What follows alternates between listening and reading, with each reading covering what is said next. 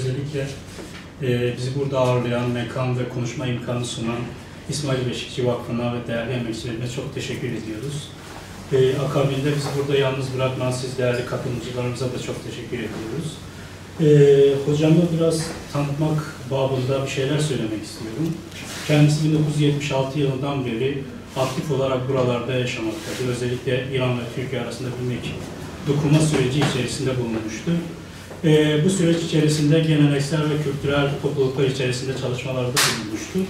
İlk doktora çalışmasını da 1981 yanılmıyorsam Ankara Siyasal Üniversitesi'nde özellikle İran'ın tarihsel süreci içerisindeki İran Devrimi adında bir tez çalışmasında bulunmuştu. Bu tez çalışmasında da İran'ın tarihsel arka planında 4000 yıllık sürecinden bahsetmektedir. Daha sonra da bunu kitap haline getirmiştir. İsteyen arkadaşlar bunu da internetten temin edebilirler. Daha sonra özellikle son dönemlerde İran'daki gelişmeler, bölgedeki gelişmelerden bağlı olarak kendisi 2010 yılında Selçuk Üniversitesi'nde yeni bir doktora çalışması içerisinde bulundu. Yine kültürel çalışmalar, özellikle kültürel örüntü üzerindeki geleneksel doku üzerinde bir tez çalışması hazırlığı içerisindedir. Bugün de burada buna bağlı olarak bazı tecrübelerinden, araştırmalarından bize biraz veriler sunacaktır. Bu anlamda da kendisine teşekkür ediyorum. Şimdi bizim özellikle bilimsel çalışmalarda olmazsa olmazlarımızdan biri de bir yönteme dayalı olmasıdır. Özellikle sosyal bilimler içerisinde tek bir yönteme dayalı olma konusunda eleştiriler gelmektedir. Bu anlamda çoklu yöntem dediğimiz bir bakış açısı var sosyal bilimler içerisinde. Benim sizin konunuzdan anladığım kadarıyla siz bir kronolojik tarih ve tarihsel karakterleri anlatmak yerine daha çok tarihsel sosyoloji ve bu doğrultuda kavramsal tarih ve sosyal linguistik'e dayalı olarak bir şey anlatacaksınız. Tabii bunu yaparken de hermenötik yorumsal anlayış yerine biraz fenomenoloji bilimin olgular üzerindeki bakış açısını dile getireceksiniz. Bu noktada biraz yöntem anlayışınızı biraz daha açıklayabilir misiniz bize? Teşekkür ederim hepinize. Özellikle hocama bu kadar bilimsel kavramı kullandıktan sonra artık ne diyeceğimi bilmiyorum ama evet. Benim bugüne kadarki çalışmalarım özellikle toplum ve toplumsal bağlamda, siyasaldan uzak ve insana dair çalışmalarında sadece tarih, sadece siyasal yorumlar veya dar çerçevede siyasal ekonomik, siyasal toplumu incelemektense toplumun bedenini oluşturan, toplumu oluşturan özne, insanla ve bu insanın yaşadığı ortamla ve bu kalkıştığı yerden, insanlıktan kalktığı yerden nasıl evreni oluşturduğu ve evrende ve özellikle dünyamızda yaşadığı bölgede nelere kattığını, nelere katlandığını tespit etmeye çalıştım. Ben İranlıyım. Yaklaşık 50 senedir Türkiye'deyim. Türk vatandaşlığı geçmedi. Evliliğim de var, Türk kızım da var. Amerika'da yaşadım, Amerikalı da olmadım.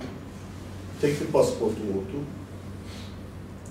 O pasaporta da pek fazla dayanmadı. Çünkü her şeyden önce bölge insanı olmamdansa her zaman bir iklim insanı olduğunu ve coğrafi insanı olmadığını inanarak yaşadım. Coğrafi insanı dediğiniz zaman pasaportu doğdu ve bölgesel kimliği doğdu. Ama iklimsel insan dediğiniz zaman bu iklimsel insanın iki tane özelliği olmalı. Birincisi Afrika'dan İkinci göçten sonra yaklaşık 40 bin sene, 50 bin sene önce İnsanlar Homo sapiens hareket edip de bu taraflara geldiği zaman belirgin olarak özellikle Mezopotamya'da iki bölgede yerleşmiştir. Bir Mezopotamya dediğimiz yer ki bu ikinci göçte Sina Yarımadası üzerinden yapılmıştır ve Afrika'nın doğusundan yapılmıştır. Doğrudan ya Mezopotamya'ya yerleşmişler ya da kuzeye doğru gitmişler. Kuzey derken de Ağrı Dağı ve Elboz Dağı arasındaki bölgede Zakros'a kadar aşağıya geliyorlar. Belli bir noktada bitiyor. Yani Mezopotamya dediğimiz zaman aslında bir güneyi var, bir de kuzeyi var. Bu konuyla fazla ilgilenmeye gerek yok. Yalnız şunu söyleyeyim size. Kuzeydeki yerleşen insanlar ve güneydeki yerleşen insanların yerleşmeleri neredeyse 40 bin, 30 bin sene öncesine dayanıyor. Yani gelip yerleştikten sonra insan bu bölgelere geldiği zaman bir daha hareket etmemiştir. Burada oturmuş. Buna yerleşik insan diyor. Bir insan bir iklimde yerleştiği zaman kendisini o iklime göre ayarlar. O iklime bakar ve o iklimde ne görüyorsa, ne duyuyorsa ilk zamanlarda simgesel olarak birbirleriyle iletişim kurarlar ve etkileşimde olurlar. Daha sonra da bu duydukları sesleri, yaşadıkları koşulları da neye dönüştürüyorlar? Birbirleriyle konuşabilmek için bir dil geliştiriyorlar. İklimsel insanın dili iklimseldir. İklimsel insanın dili iklimseldir. Bir insanın iklimsel olabilmesi için de yerleşik olması lazım. En azından yerleştiği yerde 25 bin sene yerleşmiş olması lazım. Yerini bilmesi gerekiyor. Birçok dil var etrafımızda. Ama çok az dilde doğrudan duyduğunuz bir sesi daha sonra isme, fiile veya faile, mef'ule çevrildiğini görebiliyorsunuz. Mesela Semitik dillere gittiğimiz zaman onların şekilsel olarak başladıkları ve daha sonra bu şekilleri de harflere dönüştürdüklerini görüyoruz. Finikisinden başlayın, gelin ileriye doğru.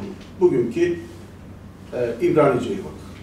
Hala alfabe dediğiniz zaman alfabede şekiller var. Bir de alfabeyi de sayıları da bağlamışlar. Hepimizde bunlar çok gizli şeylerdir, semitiktir, severiz onları. Ama bu tarafa geldiğimizde bir Zazaca'ya baktığınızda, Avestarca'ya baktığınız zaman, Kürtçe'ye baktığınız zaman, Farsça'ya baktığınız zaman iklimsel olduğu için bu insan oturmuş, dinlemiş, kuşun sesini, kanatlarının sesini oradan başlamış. Bunun nedeni kuştaki tüy olabilir diye per demiş, pır demiş ve daha sonra prende olmuştur. Aynı şekilde İndo-Avrupa diline geçmiş fly, fly devam ediyor. İklimsellik bu demektir. Şimdi niye buradan ben başlıyorum? Onu size arz edeyim. Benim bu Türkiye'de kalma sürecim, Suriye'de kalma sürecim, Irak'ta, Ürdün'de, İsrail'de, İran'da, bölgeyi, ki ben bu bölgeyi Orta Doğu demek istemiyorum, ya Mezopotamya diyelim, ya da Batı Asya diyelim. Çünkü İran'ın en dibinden Boğaz'a kadar gitmek istediğiniz zaman 2500 kilometre. Nasıl oluyordu Orta Doğu diyoruz, onu ben hala anlamıyorum. Yakın Doğu. O da hocam bir sorun. Kendi başına bir problematik bunlar. Evet. Siz zaten Orta Doğu dediğiniz zaman, Orta Doğu'daki insanlar dediğiniz zaman, Türkiye'yi Orta Doğu dediğiniz zaman, Orta Doğu ülkesi dediğiniz zaman demek Boğaz'ı görmüyorsunuz. Boğaz Batı'nın başladığı yerdir. Peki hocam, hani çok çerçevede kalmak için sürece müdahale etmek zorundayım. İnsansı ve akıllı insan neden Mezopotamya'da yerleşik hayatı seçmiştir? Tabii. Akıllıysanız, düşünebiliyorsanız gelecekteki etkin olabilecek ve değişebilecek her şeyi önceden 3 şekilde belirlemeye başlıyorsunuz. Ya estimation ile tahmin edersiniz, ya öngöreceksiniz, predict yaparsınız, ya da forecasting yaparsınız. Önceden kestiriyorsunuz. Zaten buradaki insanın hayatı bu. Bütün bu dediklerimi bir şeyle toparlamak istiyorum ve sonra başka bir konuya geçeceğim. Dikkat edin. Geçtiğimiz yaklaşık 2000 sene içerisinde, 2500 sene içerisinde 3 büyük akım var bu bölgede, Mezopotamya'ya. Önce İskender geliyor. Bütün Mezopotamya'da, ta Afganistan'a kadar. Yunanca herkesi etkiliyor, bütün dilleri etkiliyor. Bugün Kur'an'ı okuduğunuz zaman içinde en azından diyorum, Kur'an'ı bilen biri olarak diyorum buna. En azından 32-33 tane kelime okursunuz. En basitini söyleyin. Temelini oluşturan bir kavramı söyleyin. Cennete ve nas, genosis. Gen ve nosis. Nos, nefes almak, burun demek. Gen dediğimiz zaman da can demek. Genosis, cennete ve nas. Bunu alın, gerisine artık girmeyin. Bütün dilleri etkileyebiliyor. Daha sonra İslam geliyor. Bütün dilleri etkiliyor. Daha sonra Moğollar geliyor. Herkes etkiliyor. Mezopotamya'da tek etkilenmemiş olan dil sizce hangi dil? Kürtçedir. Zazaca.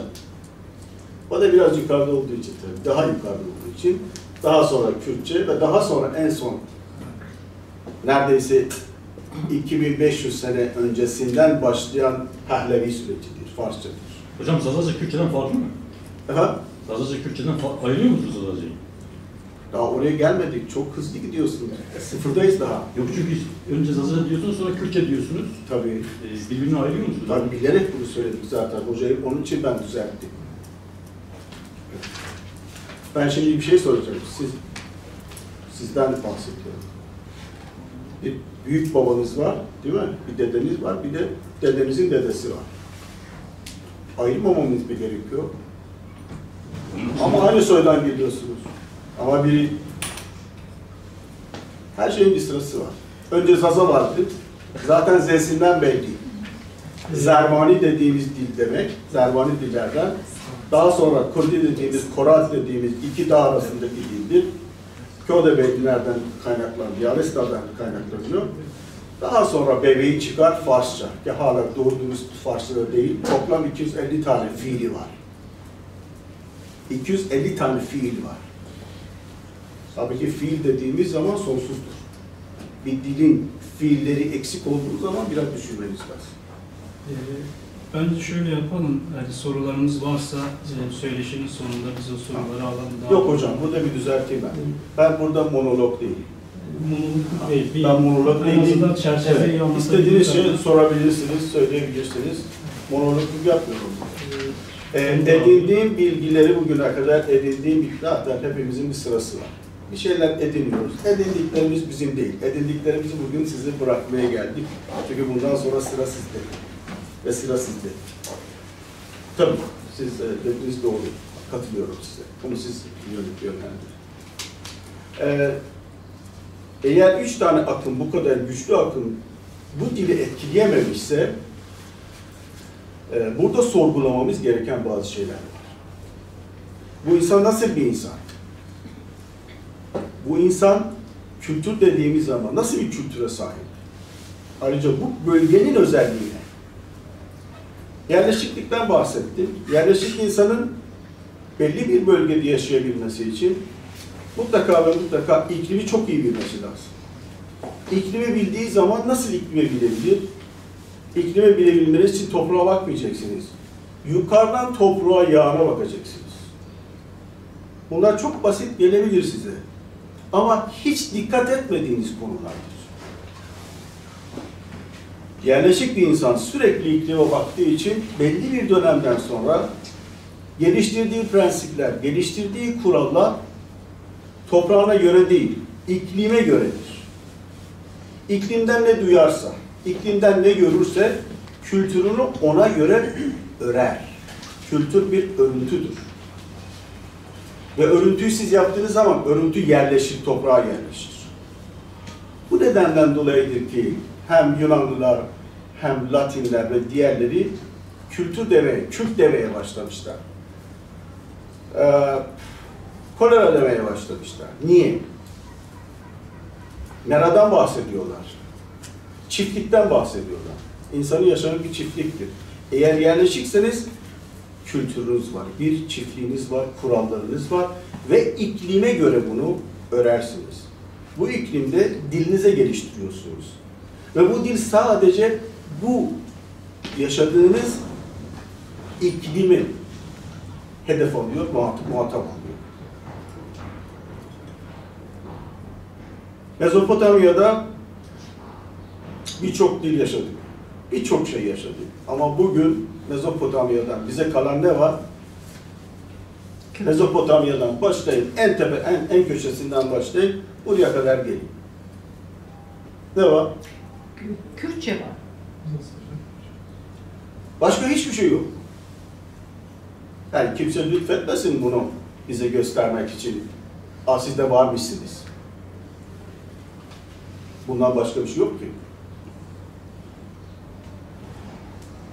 Dildeki meyvelere bakıyorsunuz, herkes bu meyvelere dillendiriyor. Nereye giderseniz Mezopotamya'da patlıcana patlıcan diyor. Nereden gelmiş bu?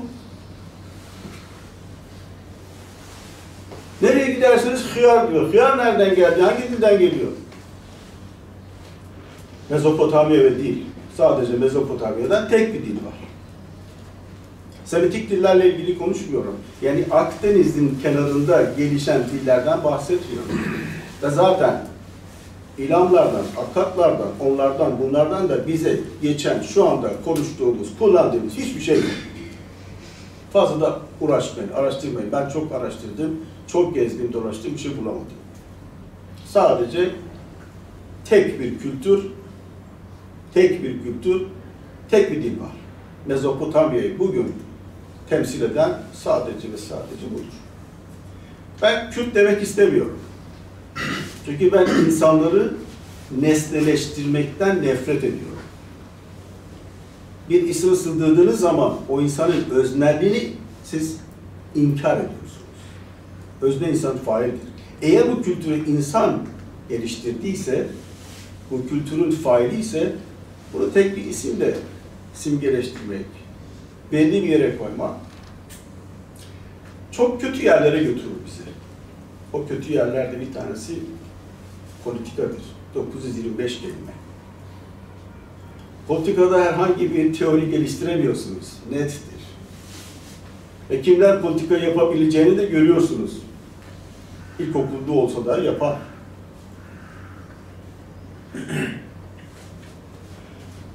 İnsanla ilgili bir şeyler yapacaksanız, özellikle Mezopotamya ve Mezopotamya'daki dille ilgili bir şey yapmak istiyorsanız her şeyden önce o insanı bilmeniz gerekiyor. O biraz zor. Güncel kelimelerle bunu yapamıyorsunuz. Hocamın da dediği gibi eğer Mezopotamya'da dil ve bu dil üzerindeki dilsellerin geliştirdiği dinseller ve dile bakmak istiyorsak mecburen iki şey yapmamız lazım. Birincisi tarihsel sosyoloji yapmamız lazım.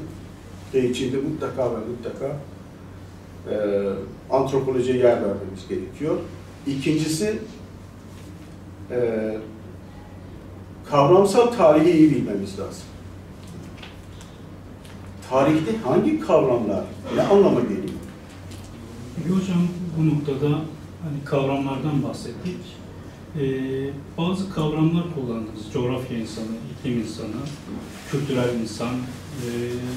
Hani bunların yanında mesela geleneksel insan derken, kültürel insan derken ya da millet derken, nasyonalizm derken, ulus derken bunları biraz bize açıklayabilir misiniz? Zaten Mezopotamya'daki dil meselesini bu şekilde açıklayacak olursak şu noktaya geliyoruz. Kültürel insanı anlattık. Kültürel insan mutlaka ve mutlaka bir yerde yerleşik olmuş olması gerekiyor. Ve bu yerleşiklik 25.000 sene, 30.000 seneden az olursa orada biraz düşünmemiz lazım. Eğer bir yerde bir iklime göre bir dil varsa, bu konuştuğum şeyleri de bütün en son yani 2008'den 2016'ya kadar yapılan tüm antropolojik çalışmalarda bulabiliyorsunuz. Onlara girmek istemiyorum. Bir kere bu hatayı yaptığım 2012'de falan bunları Siirt'te, üniversitede antropoloji dersi verdim. Yetti bana zaten. Bayağı yordu beni o zamanlar. Ancak şunu da unutmamamız gerekiyor. Mezopotamya'da bir gerçeklikle karşı karşıyayız. Yerleşik insanlarımız var. Bir de geleneksel insanlarımız var. Gelenek dediğimiz zaman zaten dert başlıyor.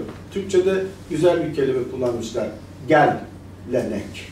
Bir de görenek var tabii. Bu insanlar sürekli göç ederler. Nomadik bunlar. Bunlar göçerler ve bazen de konarlar. Dikkat ederseniz dünyanın neresinde siz göç eden insan görürseniz bunlar genellikle çadırda yaşarlar. Yani çadır bunların yurt, çadır bunların belirginidir. Bunlar hiçbir zaman kaldıkları yerde taştan bir bina yapmazlar.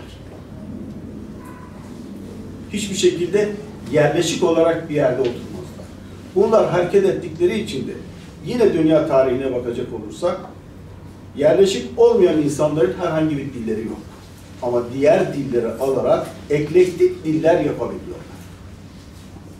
Eğer bir dilin kültürel bir dil midir, yoksa geleneksel bir dil midir diye öğrenmek istiyorsanız o dildeki çiçeklere, böceklere ve meyvelere verilen isimlere bakın.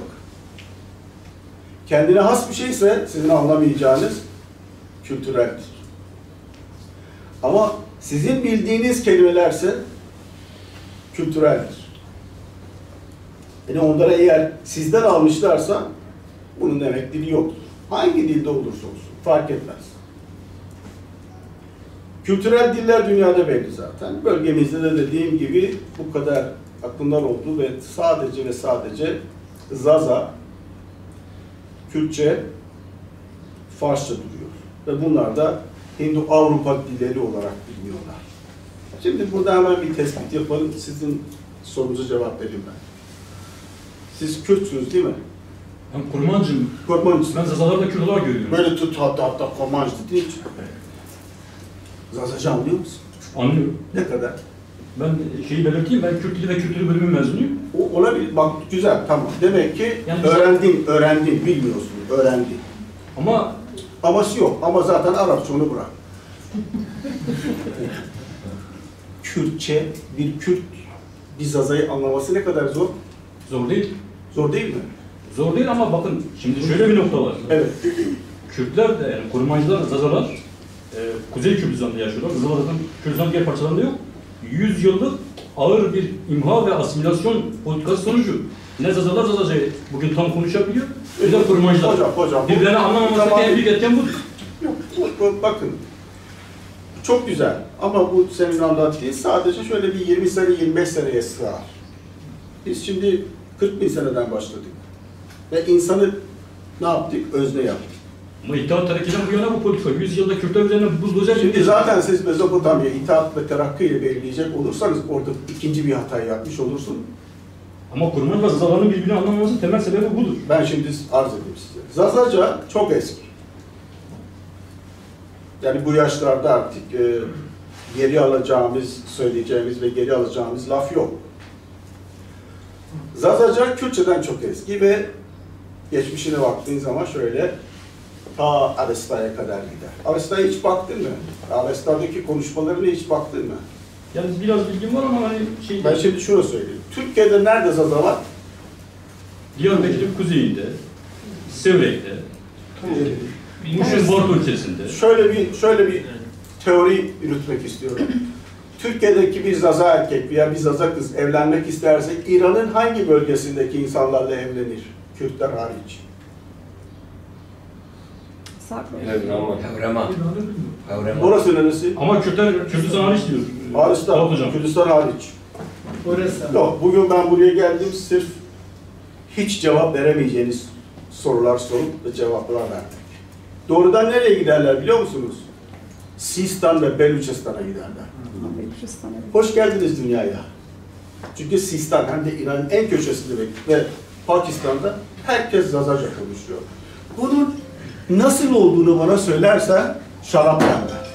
Hocam eğer siz onlara Zazaca konuştuğunu kanıtlarsanız ben de size bir şey ısmarlarım. Yani ben... Benim misafirimsin, gel gidelim. Hatta ben getiririm burada bir karı kocayı da getiririm. Sözünüzü kestim. Ben çok kısa bir açıklama yapabilir miyim hocam?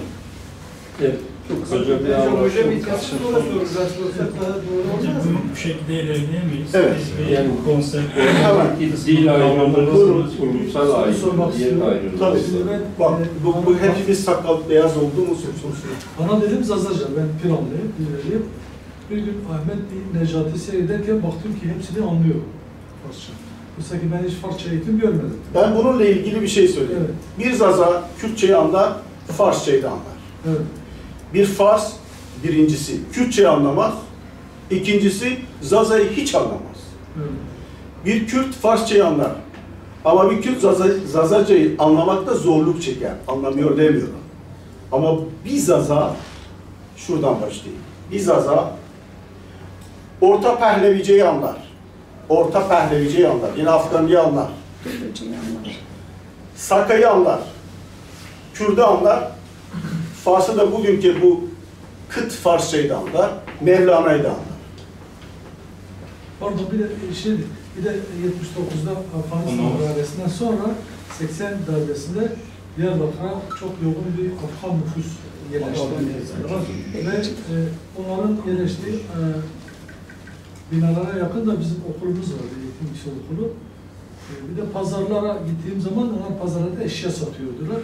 Onların da dilini anladığımı Tabii. fark ettim. Zaza zaten özellikle Türkçe'de, yani Türkiye'de Zaza dediğimiz zaman hocam, size kastediyorum. Burada belli kalıplarda sıkıştırılmış diller olarak kabul edilir. Ve burada Zaza dediğimiz zaman belli, dediğim gibi ben Zaza konuşan bir insanı, yine bunu defalarca söylüyorum, bir daha tekrarlayayım. Kendisi özne olduğundan dolayı, kendisini anlattığı için veya farklı durumlarda yaşadığı için senden çok farklı olabilir, benden de çok farklı olabilir. Ama Zazaca dediğimiz zaman bir makale var, isterseniz veririm, okuyabilirsiniz onu. Zazaca dediğimiz zaman Zazaca aslında çok geniş ve eski İran'ın, daha doğrusu İran bölgesinde, hatta Kürdistan değil, aşağı iniyoruz. Azerbaycan'dan aşağı doğru, Kermanşah'a doğru geldiğimiz zaman batıda değil, Hazar Denizi kenarında. Yukarıdan Ahariler geldikleri zaman ilk yaptıkları şey nedir? Zazaları aşağı doğru itmektir. Aşağı doğru itmektir. Yani bütün bu dile konuşanlar aşağı doğru gidiyorlar. Bunların hatta renkleri bile farklı, hafiften biraz siyaha çekiyor. Ve İran'ın güneye gittiğimiz zaman Hengestan dediğimiz, Hormozgan dediğimiz bütün o bölgeye baktığımız zaman bunlar hepsi Zazaca konuşuyorlar. Ve bunlar İran'ın yerlileridir. Tabii ki yani bilmemek şey değil, ben de bilmiyordum zamanlar ama İran'ı biliyorsanız ve aşağı inerseniz, bakarsanız ben bir İranlı olarak bunu yaptım. Ve dediğim gibi geri alacağım lüksüm yok burada. Bir de şey de girecek galiba. Nereye girecek? YouTube'a gidecek. Yani o Zazaca kurmanca ayrımı var. Onu Kürt olan olmayan üzerinden yaptığınız zaman itiraz ediliyor. Yani kimse Zazaca ile Kurmanca'nın aynı şey olduğunu söylemiyor. Hepsi aynı insanlar hocam. Yani bu insanlar yukarıdan aşağı kadar aynı insan. O dediğimiz kültürel insanlar bunlar. Aynı kültürü bunlar paylaşıyorlar. İklimsel olarak farklılıkları var. Hatta Zazaca'yla, Kürtçe, bugünkü Kormanca. Bir de Kormanca ile karşılaştırıyoruz ki Soranca'da veya Burani ile de karşılaştırdığımız zaman aynı şeyleri görüyoruz. İklim değiştiği zaman, coğrafya değil, iklim değiştiği zaman bu dillerde farklılık ortaya çıkar. Şu anda belki bir Sistanlı'nın konuşmasını buradaki bir Zaza belli ölçülerde anlayamazsa, çünkü yaşadığı, şu andaki yaşamakta oldukları iklim koşulları farklı ve tabii ki bu dili o iklim koşullarına göre değiştirmemişler, dönüştürmüşler. Kök aynı kök ama söyleyiş tarzı farklı olabilir.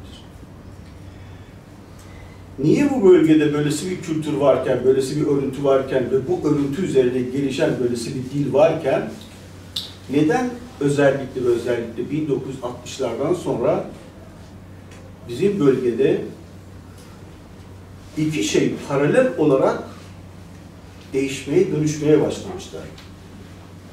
Şimdi yavaş yavaş izin verirseniz Mezopotamya'da dilden ikinci kesimi geçmek istiyorum. Ondan sonra sorularınızı sorabilirsiniz. 1960'dan sonra Batı'nın, Amerika'nın liderliğinde İkinci Dünya Savaşı'ndan sonra Batı'nın liderliğinde Yeşil Kuşak politikası başladığı an itibariyle iki tane şey görüyoruz. Bu bölgeyi ilgilendirir, beni ilgilendirmiyor, hepimizi ilgilendiriyor. İran'daki hareketler, Khomeini'nin İran'dan Türkiye'ye gelip buradan da Irak'a gitmesi çok enteresan. Buraya geliyor ve Şah'a karşı olan bir insan Irak'a gider, orada yerleşir. Diğer taraftan Türkiye'de benim araştırdığım kadarıyla, gördüğüm kadarıyla 60'lardan başlayan bir süreç var.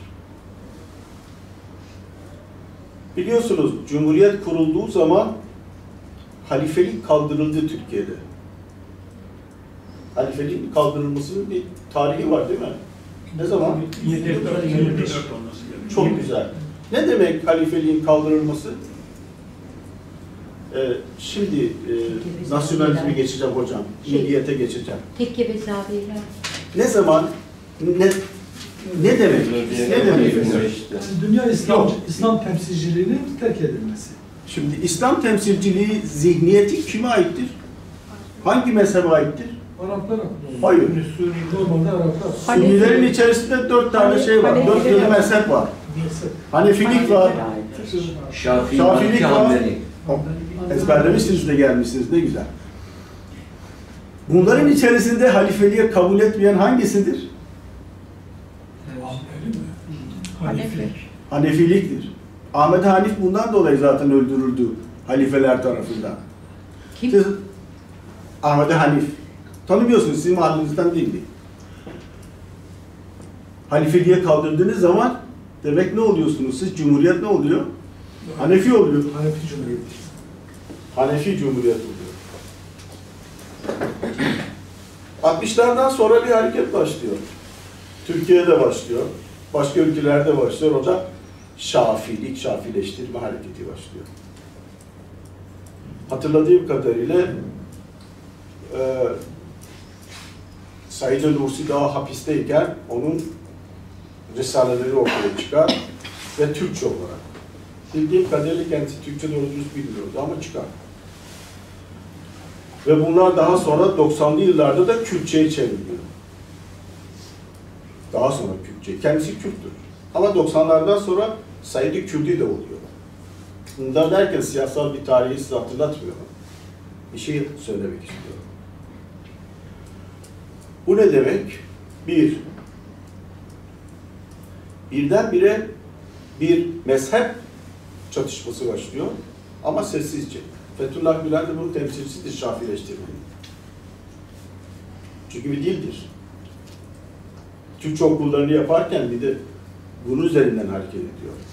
Diğer taraftan da en son kertede biliyorsunuz 2000'lerde AKP'nin gelişiyle de büyük değişiklikler oluyor Türkiye'de. Gerçekten belki tarihte önemsememiz gereken bir dönem. Yavaş yavaş Kürtler ve hocamın da ta 1960'lardan başladıkları bir şey var.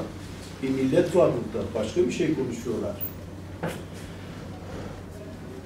Şimdi bu millet var, başka bir şey konuşuyor ama diğer taraftan da bir dil başlıyor.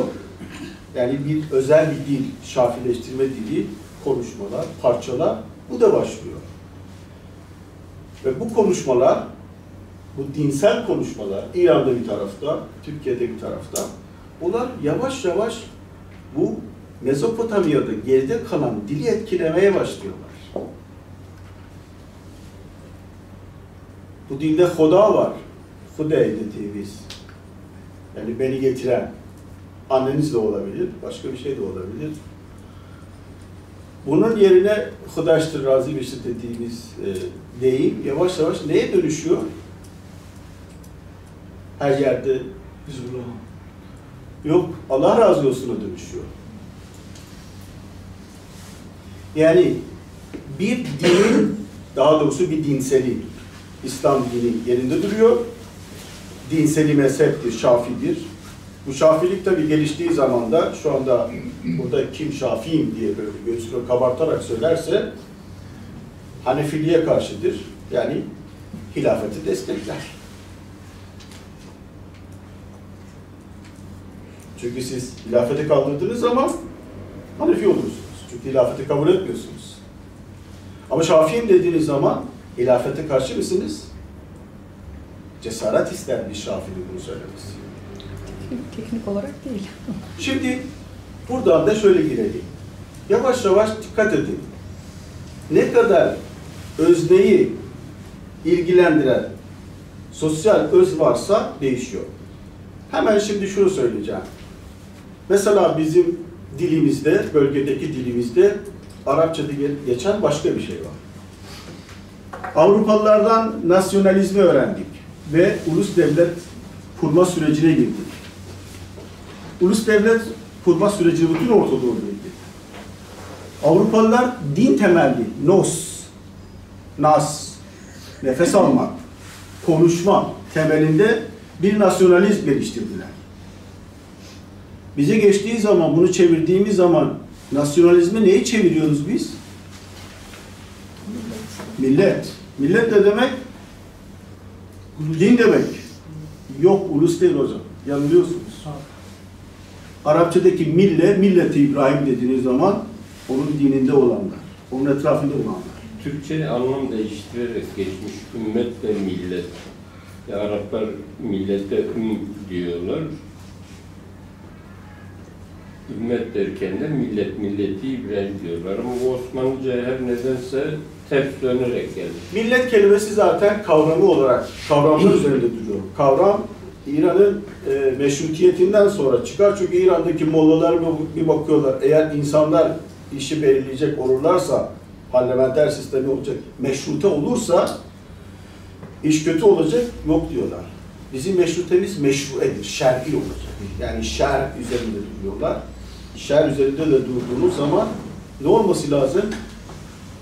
Yığın değil, insanların kitleleri değil, insanlar değil, özne değil, toplumu yapan özne insan değil. Kim olacak?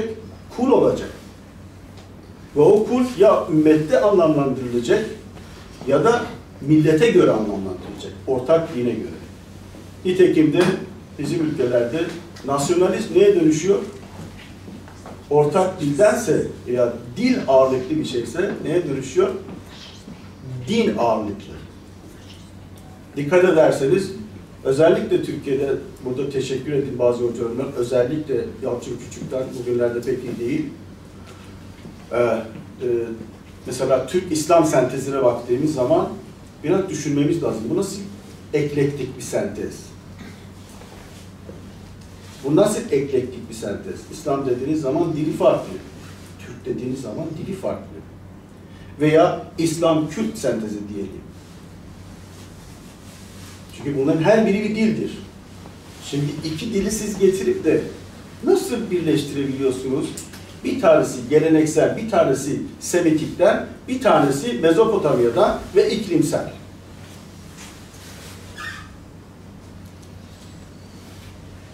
Bunları nasıl birleştirebiliyoruz biz? Belki de 60'tan sonra en büyük derdimiz bu bölgede. Neden? Çünkü üç ülke, Türkiye, İran ve Pakistan'ı neye karşı kurmaya çalışıyorlar? Sovyetler Birliği'nin inmesine. Ve bizde esasında bizim tarihsel değil, tarihi bırakın, tarih öncesi, arkeik, antik kültürümüzle, yerleşikliğimizle, dilimizle oynamakla olabilir. Bu noktadan sonra dilsel din başlıyor. Şunu unutmayalım. Bütün Mezopotamya'daki dinler, özellikle bildiğimiz bu geçtiğimiz 6000-7000 sene içerisindeki Adem'in galiba dünyaya gelmesi anlamına geliyor. Bir sürü din gelmiştir. Hepsi de Semitik diller üzerine gelmiştir. Bütün bu dinlere baktığımız zaman bunların kullandığı dil hemen hemen hepsi aynı. Aramice'den başlıyor, İbranice'ye geçiyor. İbranice'nin veya Aramice'nin Batı Aramicesi, Şam bölgelerinde Şamat derler o bölgeye. Daha sonra noktasız, hareketsiz neye dönüşüyor? Kufi yazıya dönüşüyor ve İslam kitabı da Kufi ile yazılır. Evet, bunlara baktığımız zaman böylesi bir dil bizi ne kadar etkileyebiliyor? Bu dinler bir dile binerek gelmişler. Her biri bir dili kullanıyor. Yani Yahudilik İbranice'yi kullanıyor. Hangi İbranice? Mısır'daki hierogliften etkilenmiş bir dil. İsa'ya bakıyoruz, Aramice'yi kullanıyoruz. İslam'a bakıyoruz, İslam peygamberi neyi kullanıyor? Batı Aramice'yi kullanıyor. Ki aynı zamanda şeyin içerisinde Nabati de içinde vardır, olabilir. Ama baktığınız zaman kökenler hepsi aynı.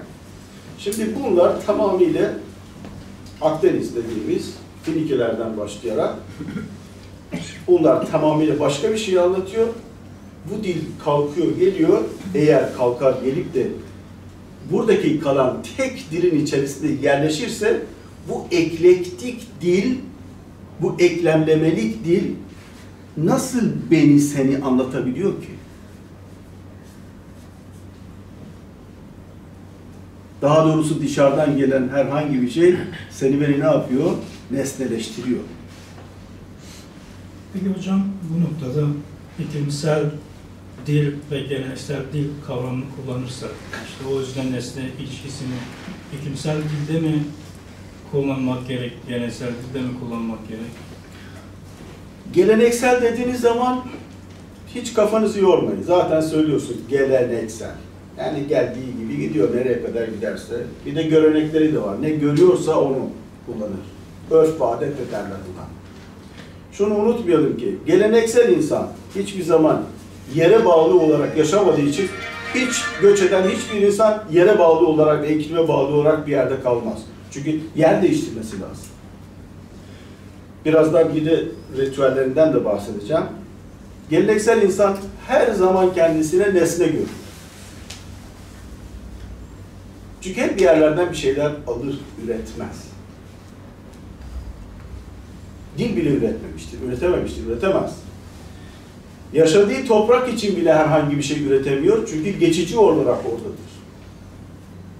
Yani iklimin nasıl olacağını bilmiyor. Bakın yerleşik toplumlarda çiftçilikte bir anlayış var. Suyun olmadığı yerlerde ne diyorsunuz Kürtçe'de? Farslar deyim diyorlar. Siz ne diyorsunuz? Deyim. Bırakıyorsunuz. Çünkü iklimi biliyorsunuz. İklimi biliyorsunuz. İklim size suyu getirir. Geleneksel bir insan bunu nereden bilebilir? Yerleşik bir insan bin yıllardan beri aynı yerde oturduğu için ne zaman yağmurun dünyanın dönüp buraya geleceği, kar ne zaman yağacak? En basitini söyleyeyim. Bu insan, bu geleneksel insan değil de bu yerleşik insan, buradaki yerleşik insan bayramını, yani en büyük bayramını baharın birinci günü olarak nitelendiriyor. Ve onunla birlikte toprağını işliyor. Nevruz. Mevsimini de bahar, yaz, güz ve kış olarak nitelendiriyor. Bunu ayırabiliyor. Ama geleneksel bir insan, yoldan geçen bir insan bunu nasıl tespit edebiliyor? Dikkat edin, bütün dünyada dikkat edin. Çin'den başlayın, gelelim Mezopotamya'ya gelelim, İran'a gelelim, bu bölgeye gelelim. Buradan kalkıp Mısır'a gidelim. Mısır'dan kalkıp Yunanistan'a gidelim. Yunanlar da kültürel bir toplum. Yunanistan'dan kalkıp Yunanlılardan dolayı kültür olmuş 4-5 bin senelik bir geçmişi olan İtalya'ya gidin. Oradan da Güney Amerika'ya gidin. Bunların mutlaka ve mutlaka kendilerine göre bir tarih başlangıçları var. Bir mevsimsel bayramları var. Ve adı var mutlaka. Şimdi geleneksel toplumlarda dolaşalım. 5-6 tane bayramları var. Türkiye zaten söylüyor. Diyor ki ben göç ettim de buraya geldim. Onun içinde çok bayramı var. Bir de çok güzel bir lafları var. Deli her gün bayram. Bayramcık olabilir. Tek bir gün var mı? Yok. Yılbaşı Avrupa'ya göre. İslami tarafımıza geldiğimiz zaman İslami şeyler, İslami bayramlar var. Çok güzel. Yerele gittiğimiz zaman yerel bayramlar var. Hocam milli bayramları var. Milli bayramlar var. Bolca. Yani var, her şey var. Hatta Osmanlı'ya bakıyorsunuz, kandiller de çıkarmış. Saygı var. Tabii ki saygı var. Çünkü insan ne yaparsa, bir özne ne yaparsa ona karşı saygılıyım ben. Onun için pek fazla ben siyasi değerlendirmelerle insanı değerlendirmiyorum. Ve birilerinin bana yaptı diye ben böyle oldum lafları da ben fazla kullanmıyorum. Veya bir sistem beni bozdu, onu da demiyorum. Çünkü önce ben kendim bunu anlamalıyım insan olarak, özne olarak. Geleneksel insan her tarafından bakarsanız bir fenomen olarak, fenomenolojiye geçmek istiyorum burada. Bir fenomen olarak geleneksel insan kendisine her zaman nesne görür. Her zaman. Çünkü yapılanlardan yararlanır. Bulduklarından yararlanır. Yerleşik bir insan her zaman kendi hayatının öznesidir. Kendi hatalarını hiç kimseye bağlamaz. Kur'an'ın en çok sevdiğim tarafı Kureyş suresidir. Kureyş suresinde Kureyşlerin yazın ve kışın yer değiştirdiklerini söylüyor. Tam olarak bir sosyolojik irdeleme veriyor.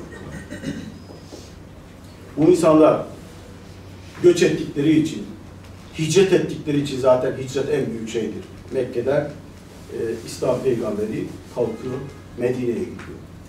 Yani yer değiştirme, coğrafi değiştirmek onlar için çok kolaydır. Çünkü zaten iklimden fazla bir şey beklemiyorlar. İklim kuru bir iklimdir. Yapacakları bellidir. Yiyecekleri de bellidir. Bu insanlar bulduklarıyla değişebiliyorlar. Mekke'de bir, başka bir kişilik, Medine'de başka bir kişilik olur. Yolda da başka kişilikler gelişebilir. Kime görürseniz, kiminle oturup kalkarsanız, hangi iklimsel bir kültüre giderseniz.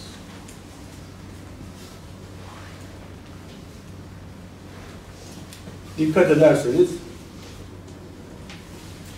tek yerleşik kültür, dil olduğumuz halde 60'tan bugüne kadar belirli politikalar çerçevesinde Amerika'nın özellikle Sovyetler Birliği'ni parçalamak üzere veya devre dışı bırakmak üzere bizlerde uyguladıklarına baktığınız zaman çok enteresandır.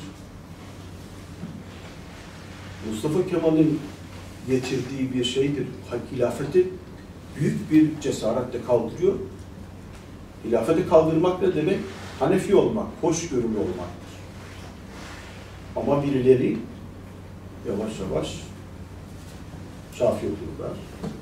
Hanefi reddediyorlar. Ahmet-i Hanif'in bu konulardaki istihsan inancını reddediyorlar.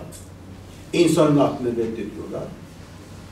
Sadece ve sadece söylenenleri ve söylenmiş olanlara yetiniyorlar. Bir de sorarsanız Bunlara niye bu kadar yetiniyorsunuz? Çünkü bunlar sahihtir diyorlar. Kabul ederim ben. Yani bir şeylerin sahih olabilmesi için birilerinin sahih demeleri doğru. Ama bir de şu soruyu ara sıra sormamız lazım. Bir şeyin sahihliğini iddia etmek için, sahihlik için herhangi bir icma var mı? Yok.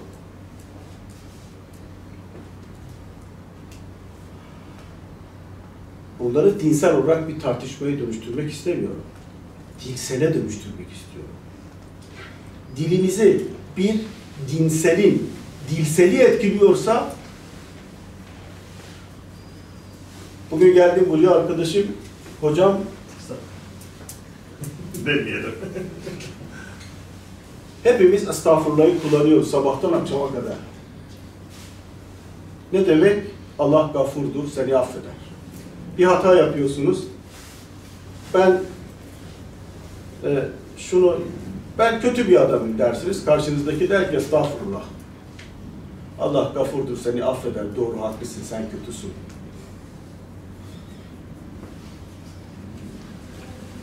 İşte bu dilseldir. Dilimizde yerleşmiş şeyler var. Kader, nispet, mukadder, taksir. Kısmet. Bunların hangisini kısmet, hangisini kullanırsanız kendinizi nesneleştirmiş olursunuz. Ve dilinizi de nesneleştirmiş olursunuz. Siz özneyi bir dilden kaldırın lütfen. Özne nedir Türkçe'de bilmiyorum ben. Türkçenin anlamı ne? Dil bilgisinde. Özne Kürtçe'de kırde diyoruz. Kırdı, kerdi. Yani yapan, fiili yapan değil mi? Siz dilinizden özneyi kaldırdığınız zaman ne olur? Kır. Dilinizden özneyi kaldırdığınız zaman ne olur? Diliniz nesnelleşir. Dil ve dinselin dili ve dilseli öznesizdir. Çünkü özne kimdir? Siz yukarıda biliyorsunuz, yani yukarıda olduğunda. Eminsiniz. Tırnak içinde. Siz, bizim en büyük sorunumuz bugünlerde, buralarda bu. İster Zaza olsun, ister Farsça olsun, ister Türkçe olsun, biz çoktan özneyi çıkarttık. Ve Mezopotamya'dan bize kalan tek bir dil ve tek bir kültür. Değişik versiyonları da var. Bunu ne yaptık biz?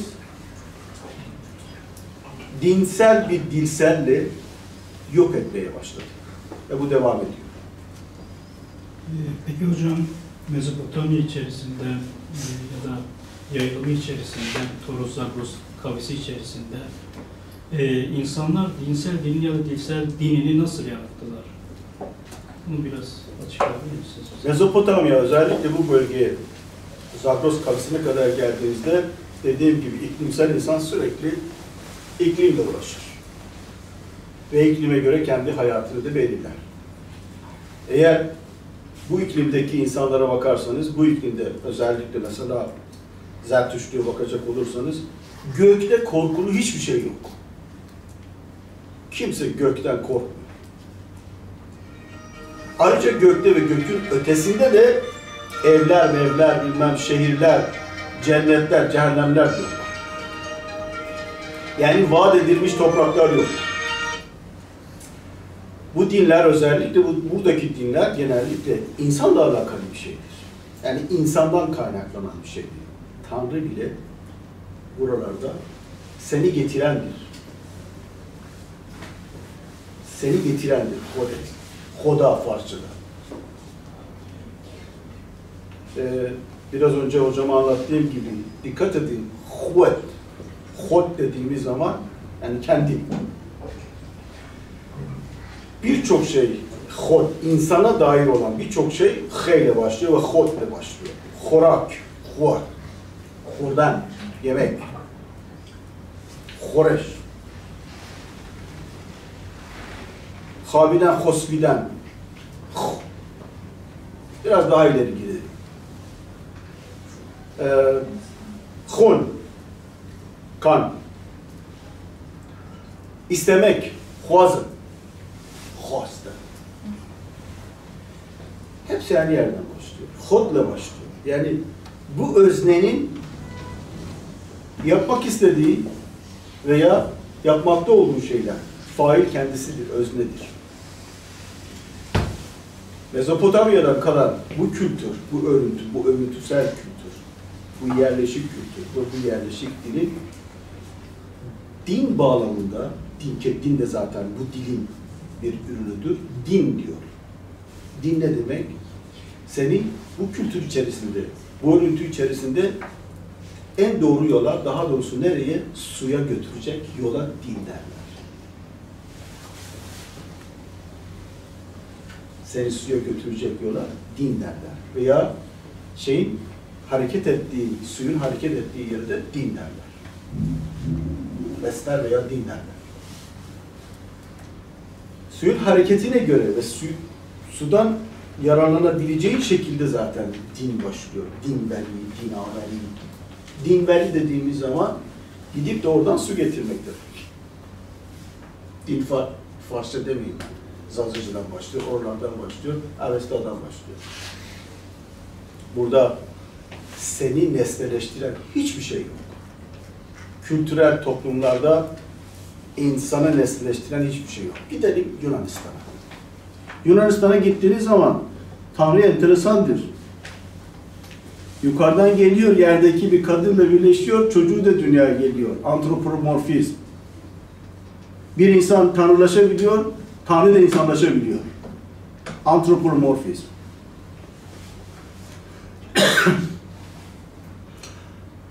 Bizde de eğer bir gün Tanrımızı görmek istersek mutlaka ölmemiz gerekiyor değil mi? Yani bu dünyada biz Tanrı'yı göremeyiz. Ne acıklı bir şey. Ne acıklı bir şey.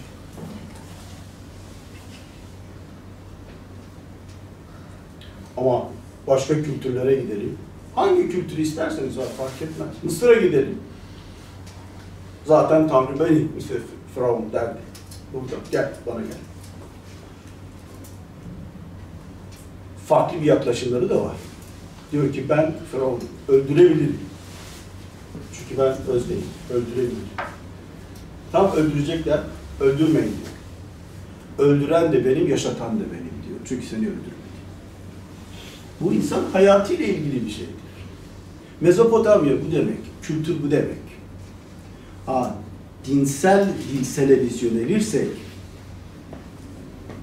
ve dilsel dine, sadece dilde kendini ifade eden, bir dil üzerinden kendini ifade eden bir dine vizyon edecek olursak, kendi özelliğimizden vazgeçmiş oluruz. Hepinize teşekkür ederim. Soru varsa alırım. Ben artık Soru cevap. tabii. Şeyle başlayabiliriz. Hocam ben şeyi soracaktım. Perslerde saray dilinin Zazaca olduğu konusunda bir bilgim var. Acaba yanlış mı? Yanılıyor mu? Pers dediğiniz zaman kimleri kastediyorsunuz? Çünkü Yok. Persler ben söyleyeyim size. Yok. Akamenişlerden başlayacağız. Ondan sonra Eşkaniler geliyor, Partlar geliyor, Eşkaniler geliyor artık. Bir de en son Sasaniler. Hangisini kastediyorsunuz? Sasaniler tabii. Sasaniler Zaza. Sasaniler. Bu bir o zaman bu kronoloji şey yapar. O zaman ilk dil Avesta, Avestacadan sonra Zazaca, ondan sonra Farsça, sonra Kürtçe böyle Tabii. devam ediyor. Pers daha doğrusu 2500 sene içerisinde önce yani Medlerde şunu unutmayalım. Med İmparatorluğu'nda iki dil konuşuluyor. İki dil ve birbirlerine çok yakınlar. Tatlar tamamıyla Zazaca konuşuyorlar ve Tatların bütün inançları da zervani inançlardır. Sadece ve sadece ışık ve güneşe bakarlar. Tatlardan sonra Medlere geldiğimiz zaman onlar da aynı şekilde yani zer dediğimiz zaten zervan dediğimiz sarı ışıklara zer biliyorsunuz altın anlamına gelir. Zervan dediğimiz ışığı koruyan demek. Ateşi yakarlar onu. O dillerde mutlaka ve mutlaka Zazaca dediğimiz zaten Zaza oradan geliyor. Kürtçe'ye geçtiğimiz zaman ki bu şeye geliyor, Mertlerin yaklaşık son 150 senesine geliyor ki Şahname, Ferdevsi'nin Şahnamesi de o döneme dayanıyor. Yani oradaki kalanlar. Onun için Kava'yı anlatıyor, Marduk'u anlatıyor ve diğer şeyleri anlatıyor. Yani son Medler'in 150 senesini anlatıyor. Daha sonra Akamenişler'de dil başlıyor. Sümerlerden çivi hattını alıyorlar ama bu tarafa geldiği zaman tavuğun kemiğiyle şeylere, killere bastırıyorlar. Orada şeyi kullanıyorlar. Başağı budayın başağını kullanıyorlar. İran'a geldiği zaman aynı dörtgende şeyi kullanıyorlar. Tavuğun kemiğini kullanıyorlar. Buna paralel olarak Aramice başlıyor. Bütün İran ketibelerine baktığınız zaman Akameniş döneminden hepsi iki taraflı. Bir taraf şey dediğimiz, Pehlevice dediğimiz, daha doğrusu çivi yazısı, diğer taraftan da Aramice var. Bütün yazıtlarda Van'a bile gitseniz, orada bile baksanız bir taraf Aramice, bir taraf şey. Neden Aramice? Çünkü Aramice Avesta'ya yakın bir şey var. Aramice, Avesta'ya yazılışıyla ilgili yakın şeyleri var, sembolleri var, dönüşleri var, birbirlerine benziyorlar. Şeye geldiğimizde, Sasanilere geldiğimizde bu dönem kalkıyor. Sasaniler Avesta alfabesini kullanmaya başlıyorlar. Avesta alfabesini kullanmaya başlıyorlar ve Zazaca konuşmaya başlıyorlar. Hocam sizin bir sorunuz var. Ben iki soru lazım olacak mı hocam? Önce iki soru sorayım. Bu Türk kelimesi ne zaman, nereden başlamış? Bir. İkincisi, Farislerle Kürtlerin bir akraba bağı var mıdır? Hem dil bakımında hem de köken olarak ve ne zaman olmuş? Çünkü Darius diyor, annem işte Astayages'in kızıdır falan filan. Kimisi uydurmuş diyor, kimisi böyle şey var. O biraz daha Hatırasını da sonra söylerim yani siz. Birincisi Türk kelimesi. Türk kelimesi nerede, ne zaman başlamış? Türk kelimesi T-Ü-R-K'yi kastediyorsunuz değil mi? Evet. Türk alfabesinin başladığı 1928'den sonra. Eğer T-Ü-R-K'yi kastediyorsunuz. Türk kelimesi yani Türk kavmi 1928'den sonra. 1900 T-Ü-R-K yazıyorsunuz. Çünkü tarihe geçtiğimiz zaman Ü yok ki. Osmanlı'da Ü mü var? Hayır, Osmanlı'dan önce mesela Tork var Türk kavmi ne zaman? Tork var orada. Tamam. Şöyle geriye gittiğiniz zaman torkluk başlıyor. Mesela Ziya Gökalp Beyefendi de İran edebiyatından ilk defa bu şey için Türk kelimesini, tork kelimesini alıp getiriyor. Tork ne demek? Tork veya dork dediğimiz, dur dediğimiz İran'a göre Yunanlılar, eski İran'da ve Zazacı'da hatta, Yunan'da İyon'dur, bu taraftakiler Turaniler de uzaktakilerdir. Bakın iklimsel dilin enteresan bir tarafı var. Farislerin takdiri iyisi. Bu şimdi Farisi, orada sizin çok büyük bir hatanız var. Farisi derken bir kere Farisi diye bir şey yok. İkincisi Farsidir. Bir de Farsi zaten bir dildir. Üçüncüsü yok, dördüncüsü de Farsi diye bir ırk veya bir insan türü yok. Pers. Yani o hiç yok. Pers yok. Pers. İnsan insandır birincisi. Konuşulan dilden bahsediyorsanız o ayrı bir şey. Farisilerle, Kürtlerle akrabalık bağları nedir? İkisi de insandır bildiğim kadar Homo sapiens ve aynı yerde. Akrabalık nesini arıyoruz ki biz? Kültürel insan aynı yerde yaşıyor. Nesini, hangi akrabalık? Yani iç akrabalık diyor. Bunlar bizim esasında bizi rahatsız eden ve bizi yoran en kötü sorulardır. Biz genellikle kendi geçmişimizi, tarihimizi bilmediğimiz için sürekli tarihimizi tekrarlıyoruz. Sürekli. Siz sorduğunuz sorular yaklaşık 45 senedir Türkiye'de bana da soruldu. Bana kim sorarsa, yabancı mısınız? Evet, mecburen. Nerelisiniz? Dünyalı. İkinci dünyamız yok ki. Ama illa beni ayıracaksan, yani böyle etrafta jeopolitik olarak bir coğrafi benim için böyle tasarlayıp da sen buradasın, ben buradayım diyorsan evet olabilir. Zaten dilin tecavüze uğradığı yer burası. Yani siz dili kullanıyorsunuz ama iletişim kuramıyorsunuz.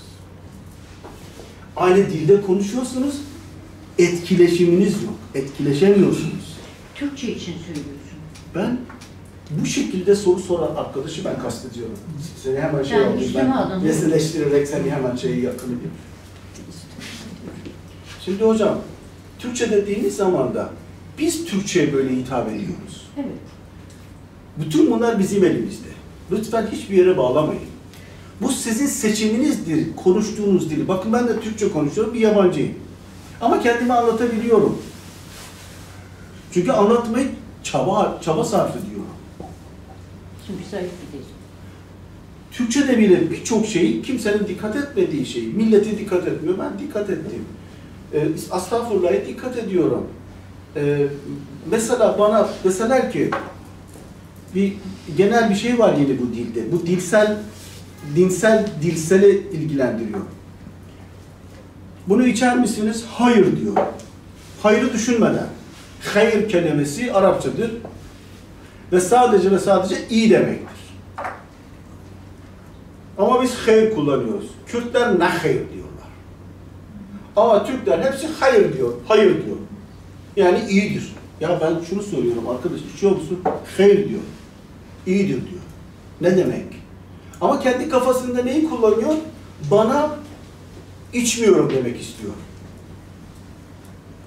Hayır dediyseniz ne anlama geliyor?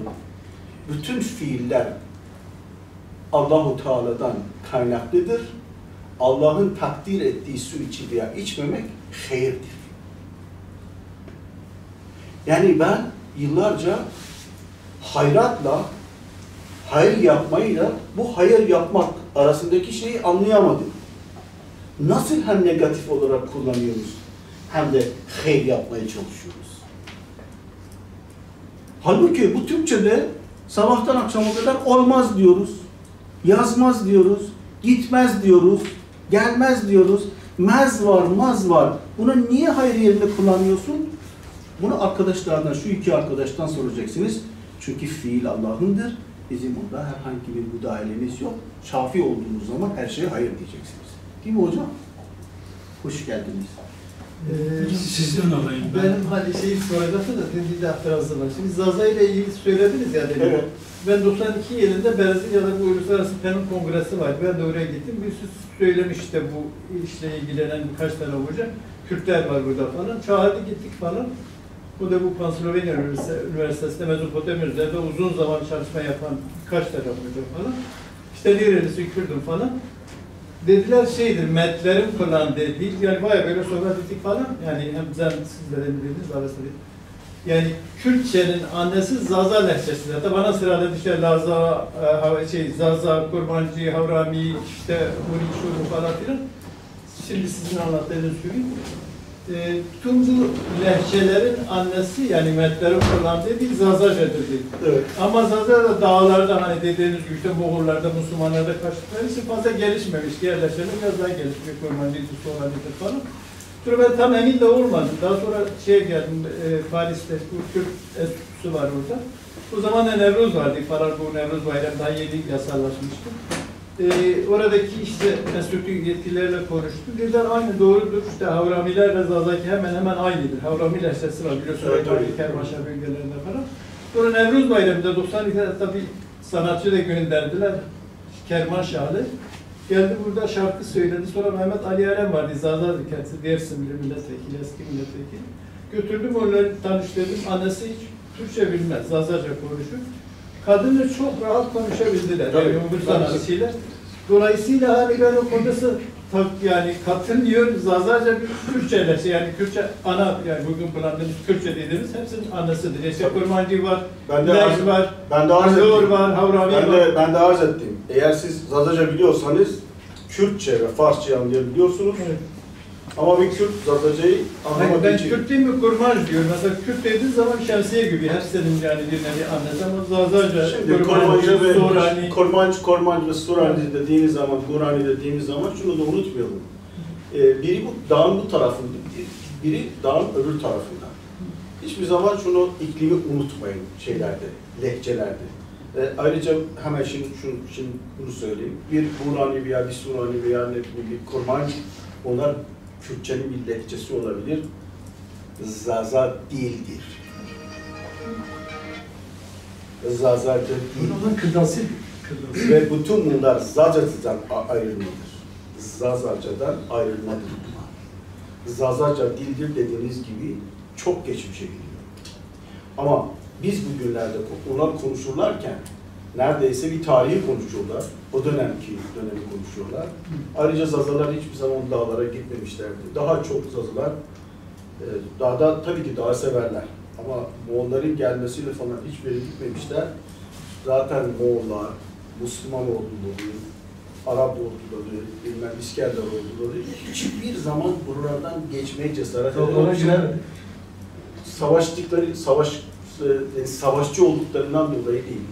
Yerleşik medeniyetler oldukları için oralarda yaşama olanakları olmuyormuş. Çünkü onlar bölgeyi biliyorlar, onlar bilmiyorlar. Bakın Kürtlerden bahsettiğimiz zaman bu bölgedeki insanlar, Orman'dan, İranlardan bahsettiğimiz zaman, özellikle dağlık bölgelerden bahsettiğimiz zaman herkes koyunla uğraşır.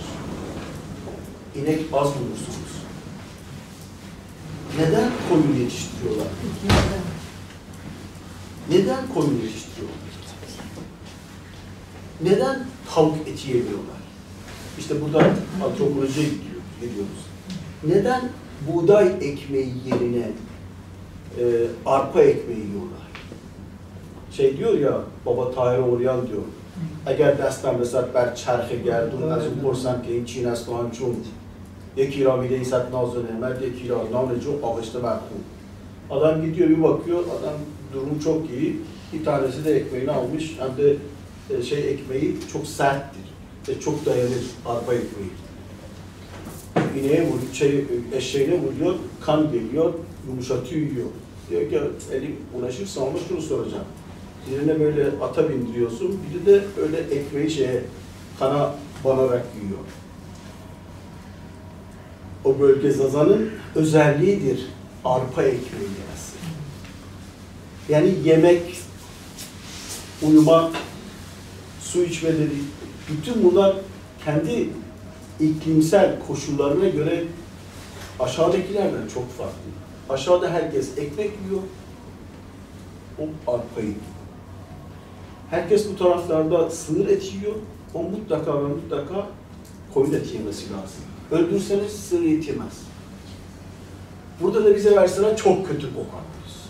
Ne Zazalar kendilerini Zaza demiyorlar, Kürt diyorlar. Kurmançlara da Kırdas diyorlar. Kırdas yani böyle işte Kürt sayılabilir. Dönüşmüşler. Dolayısıyla siz Zazaca ve Kürtçeyi karşı karşıya ya da Zaza ve Kürt'ü farklılaştırırsanız olmaz. Şimdi dil üzerinde yani Zazaca, Güney Kürtçesi, Kuzey Kürtçesi bunlar tartışılabilir. Ben zaten öyle bir şey yapmadım. Ben Zaza üzerinde Zazaca'nın dil olduğunu söylüyorum. Şimdi tabii siyasetle hiç uğraşmadan oldukça siyasi bir tebliğ sundunuz. Bu oldukça önemli. Hocam 70 yaşına geldiğiniz zaman bazı şeyleri ayıramazsınız birbirinden, çok kötü olur. 70'i geçtim ben. Umarım size de ben de size kastettim, kendimi kastettim. Evet, umarım size de nasip olur. Şafilik konusunda da çok katılamadım. Mesela Şevvelillah Nehri, kendisiyle Osmanlıları ayıran bir faktör olarak da mezhebi ileri sürer. Yani Said Nursi'den daha önce. Çok daha önce. Benim gördüğüm kadarıyla Kürtler de Şafiilik, Hanefilikten fazla, hiç Hanefi yok diyemeyiz, Hanefi var. Yani hatta şöyle söyleyeyim, benim annem Hanefi, babam Şafii, ben komünistim. Onun için yani bu son siyasal gelişmeleri Şafiilik üzerinden değerlendirmek bana pek doğru gelmedi. ABD'nin yeşil kuşak projesi vesaire de öyle. Ama oldukça yararlandım tebliğinizden, teşekkür ediyorum. Ben teşekkür ederim hocam. Bir şuradan alayım daha. Tabii. Hocam izniniz olursa ben anlattıklarınızda birkaç itirazım var. Yani itirazlarımı belirteceğim. Tabii hocam. Niye kalktın ki? Oturarak. Ben böyle kendimi daha rahat ifade ediyorum. Şimdi bir öncelikle misal diyorsunuz Zazaca hani Kürtçeden falan hepsinin eski. Bunun içinden deliliniz ne? Kürtçeyi, Zazaca'yı Kürtçeden, Kürtlerden ayırıyorsunuz. Şimdi yani misal birkaç tane de örnek vereceğim, çalışma örneği. Mesela Ercan Çağlan Hoca var, kendisi de Zazadır. Evet. Zazalarla ilgili de Zazalar başlıklı bir kitap yazmış. Arşivlerden, arşiv kaynaklarından faydalanarak hem değişik milletler, hem Kürtler hem de Zazalar anırken, eğer Zazalar da Kürtler içerisinde yine bir grup olarak kentlerini tarih boyunca nasıl adlandırmışlar. Çok güzel bir çalışma. Orada da biz çok net görüyoruz ki Zazalar Kürtler içerisinde. Nerede görüyoruz? Ercan Çağlan Hoca'nın kitabında. Çalışmasında. Ama özellikle Zazaca dil, yani Lehçe'ye bu alanda bakacaksa, Rojan Lezgin Hoca yıllardır bu konuda yazıyor, çiziyor, evet. kafa görüyor. Evet. Rojan Lezgin Hoca'nın çalışmalarında biz şunu çok net görüyoruz. Zazalar Kürttür, Zazaca da Kürtçenin bir lehçesidir. Hatta abimiz bir soru sordu. Bunun sorusuna mütakiben size Sazaniler de hani Zazaca konuşmuş. Ben bilmiyorum yani bu delili nedir? Rojan Lezgin Hoca yine bir yazısında özellikle bu Zazaları Kürtlerden ayıran bir argümantasyon olarak kullanıyor. İşte Sasanlıların saray değil, işte Zazaca'ydı falan. Orada çok net ortaya koyuyor ki aslında Sasan isimli devletin kurucusundan geliyor. Yani Sasan, devletin kurucusu olduğu için devletin ismi olmuş Sasani. Zaza kelimesi ve Sasan arasında fonetik S-Z benzerliği dışında hiçbir ilişki olmadığını Rojan Lezgin Hoca orada çok net ortaya koyuyor. Onun dışında mesela Mehmet Tayfun hocamız yine var. Malum Sanış mahlasıyla tanınan. Malum Sanış hocam da dille ilgili, Zazaca ile ilgili yani özellikle dilsel anlamda örnekleri veriyor. Çalışmaları ortadadır, kendisi de Zazadır. Hiçbir çalışmasında Zazaların Kürt olmadığını ya da Zazaca'nın Kürtçe olmadığını yani ortaya koymadı çünkü öyle bir şey yok. Yine bizim enstitüde Ahmet Kırkan hocamız. Yine enstitüde İbrahim Bingöl hocamız. Mesela özellikle Zazaca ve Kurmancı'nın dil felsefesi açısından karşılaştırmasını yapıp Zazaca ve Kurmancı lehçelerin arasındaki o güçlü ilişkiyi ortaya koyuyor. Tamam doğrudur. Mesela diğer İran dillerle Zazaca arasında güçlü ilişkiler vardır. Ama diğer Kürt lehçeleriyle o İran diller arasında da çok güçlü ilişkiler vardır. Mesela siz Sistan Belucistan örneğini verdiniz. Ne Rojan Hoca, ne Mehmet Tayfun Hoca, ne Ahmet Kırkan Hoca, ne İbrahim Bingöl Hoca, ne de diğer hocalar işte rahmetli Muzur Kemp vesaire. Ben hiçbir çalışmalarında, hatta kendilerinden bir kısmından ders aldım. Hiçbir zaman, mesela Zazaların yaşadığı coğrafyayı sayarken ne Sistan'dan bahsederler, ne Belucistan'dan bahsederler. Zazacı lehçesi bir tek Kürdistan'ın kuzey tarafında vardır. Orada konuşulan diller mesela Beluci ile vesaire güçlü ilişkileri vardır. Bu da İran'ın dili olmasından kaynaklıdır. Kurmancı'nın da onlarla çok güçlü ilişkileri vardır. Yani dolayısıyla ben hatta şunu da çok rahat söyleyebilirim. Mesela Farsça ile Zazaca arasında, hani sizin için Zazaca konuşan biri Farsçayı çok rahat anlar falan. Ben Zazaca biliyorum. Kendim de Kurmancı'yı da çok iyi biliyorum. Şu anda da Farsça çalışıyorum. Siz bana soracak olursanız Kurmancı ve Farsça ilişkisi, Zazacı Farsça ilişkisi nedir? Birçok ortaklık var. Bunları birbirine ayıran birçok farklı nokta da var. Bana soracak olursanız aşağı yukarı bu iki Kürt lehçesinin mesafesi ve benzerlikleri, ortakları Farsça ile aşağı yukarı hemen hemen aynı derecededir. Çünkü hem gramatik olarak ben karşılaştırıyorum. Zaten Kurmancı ve Zazacı gramerleri %90-95 motomu birebir aynıdırlar. Özellikle sanırım bilginiz var, yarı ergatifite, yarı akuzatife özelliği dediğimiz bu iki lehçenin adeta mührüdür. Mesela Farsça'da böyle bir özellik yoktur. Zaten bu iki lehçeyi Farsçadan da ayıran en temel gramatik özellik de budur. Mesela bu özellik bu iki lehçenin gramerinin başından sonuna kadar mesela etki ediyor. Mesela iki grup zamir olması. Mesela Farsça'da iki grup zamir yok. Ama hocam şimdi sizden bunu mu öğreneceğiz yoksa soru mu soracaksınız yoksa... Soru değil hocam, ben zaten konuşmamın başında birkaç itirazım vardı, itirazlarını belirtiyorum hocam. İtiraz çok uzun olduğu için ben biraz kısaltıyorum. Hemen bağlayayım, siz devam edin hocam. Yani bence şunu yapma. Yani biz buraya hocanın söylediklerine ikna olmak için gelmediğimiz gibi öyle hocam zaten onu ikna etmek durumunda değiliz. Zaten peşin res çekti. Yani 70'inde doğru. Ama hocam farklı bir fikir olarak hocamızın söylediğine farklı Evet, bir fikir olarak biraz biz de bunu daha belirtelim. öyle. Biz de bu konuda az çok okuyup çizip düşünüyoruz. Şimdi hocam bir şey size arz edeyim. Yani ben bir de soru olsun hadi. Zazaca madem hepsinin eskisi delil nedir? Efendim? Delil nedir? Delil. Evet, delil nedir? Dikkat ederseniz bir şeyi hatırlatmak zorundayım. Dikkat ederseniz en başta şunu söyledik. Dedik ki birincisi sosyolojinin lingüistiği üzerinden hareket etmemiz lazım. Bir. İkincisi tarihsel sosyoloji üzerinden hareket etmemiz. İki. Üçüncüsü kavramsal tarihi göz önünde tutmamız lazım ki bunlar hepsi en son gelişmelerdir sosyolojide. Bir de yapmamız gereken bir konsept tarihi, kavram tarihine de bakmamız lazım. Delil istediniz de. Hocalarımız iyi gezmişler ve iyi yazmışlar. Hepsine saygı duyuyorum. Hepsinin eserlerini de okudum. Zaten okumadan buraya gelirsem bir yabancıyım ben. Bu kadar insanın karşısında, hele hocamın karşısında sıfır aldım. Hepsini okudum. Zaza çalışmalarıyla ilgili de en etkin çalışmayı yaklaşık 15 sene önce Tebriz Üniversitesi'nde yaptılar. Yani yerinde. Tek bir makale. Ayrıca bu söylediğiniz değerli hocalarımızın hiçbiri Sistan ve Beluçistan'a gittiğini zannetmiyorum. Bir de buna ek olarak bir şey söyleyeyim size. Bu dostlarımızın hiçbirinin Farsçayı native olarak İran'da öğrenmemişlerdir. Bir de bunun ötesinde yerinden tespit diye bir şey o kitaplarda yok. Hepsini okudum. Yerinden tespit. Dil bilgisi kitaplarını alarak bunları metinsel olarak karşılaştırmak toplumsal bir gerçekliği sizi göstermez. Ayrıca bir daha tekrarlıyorum.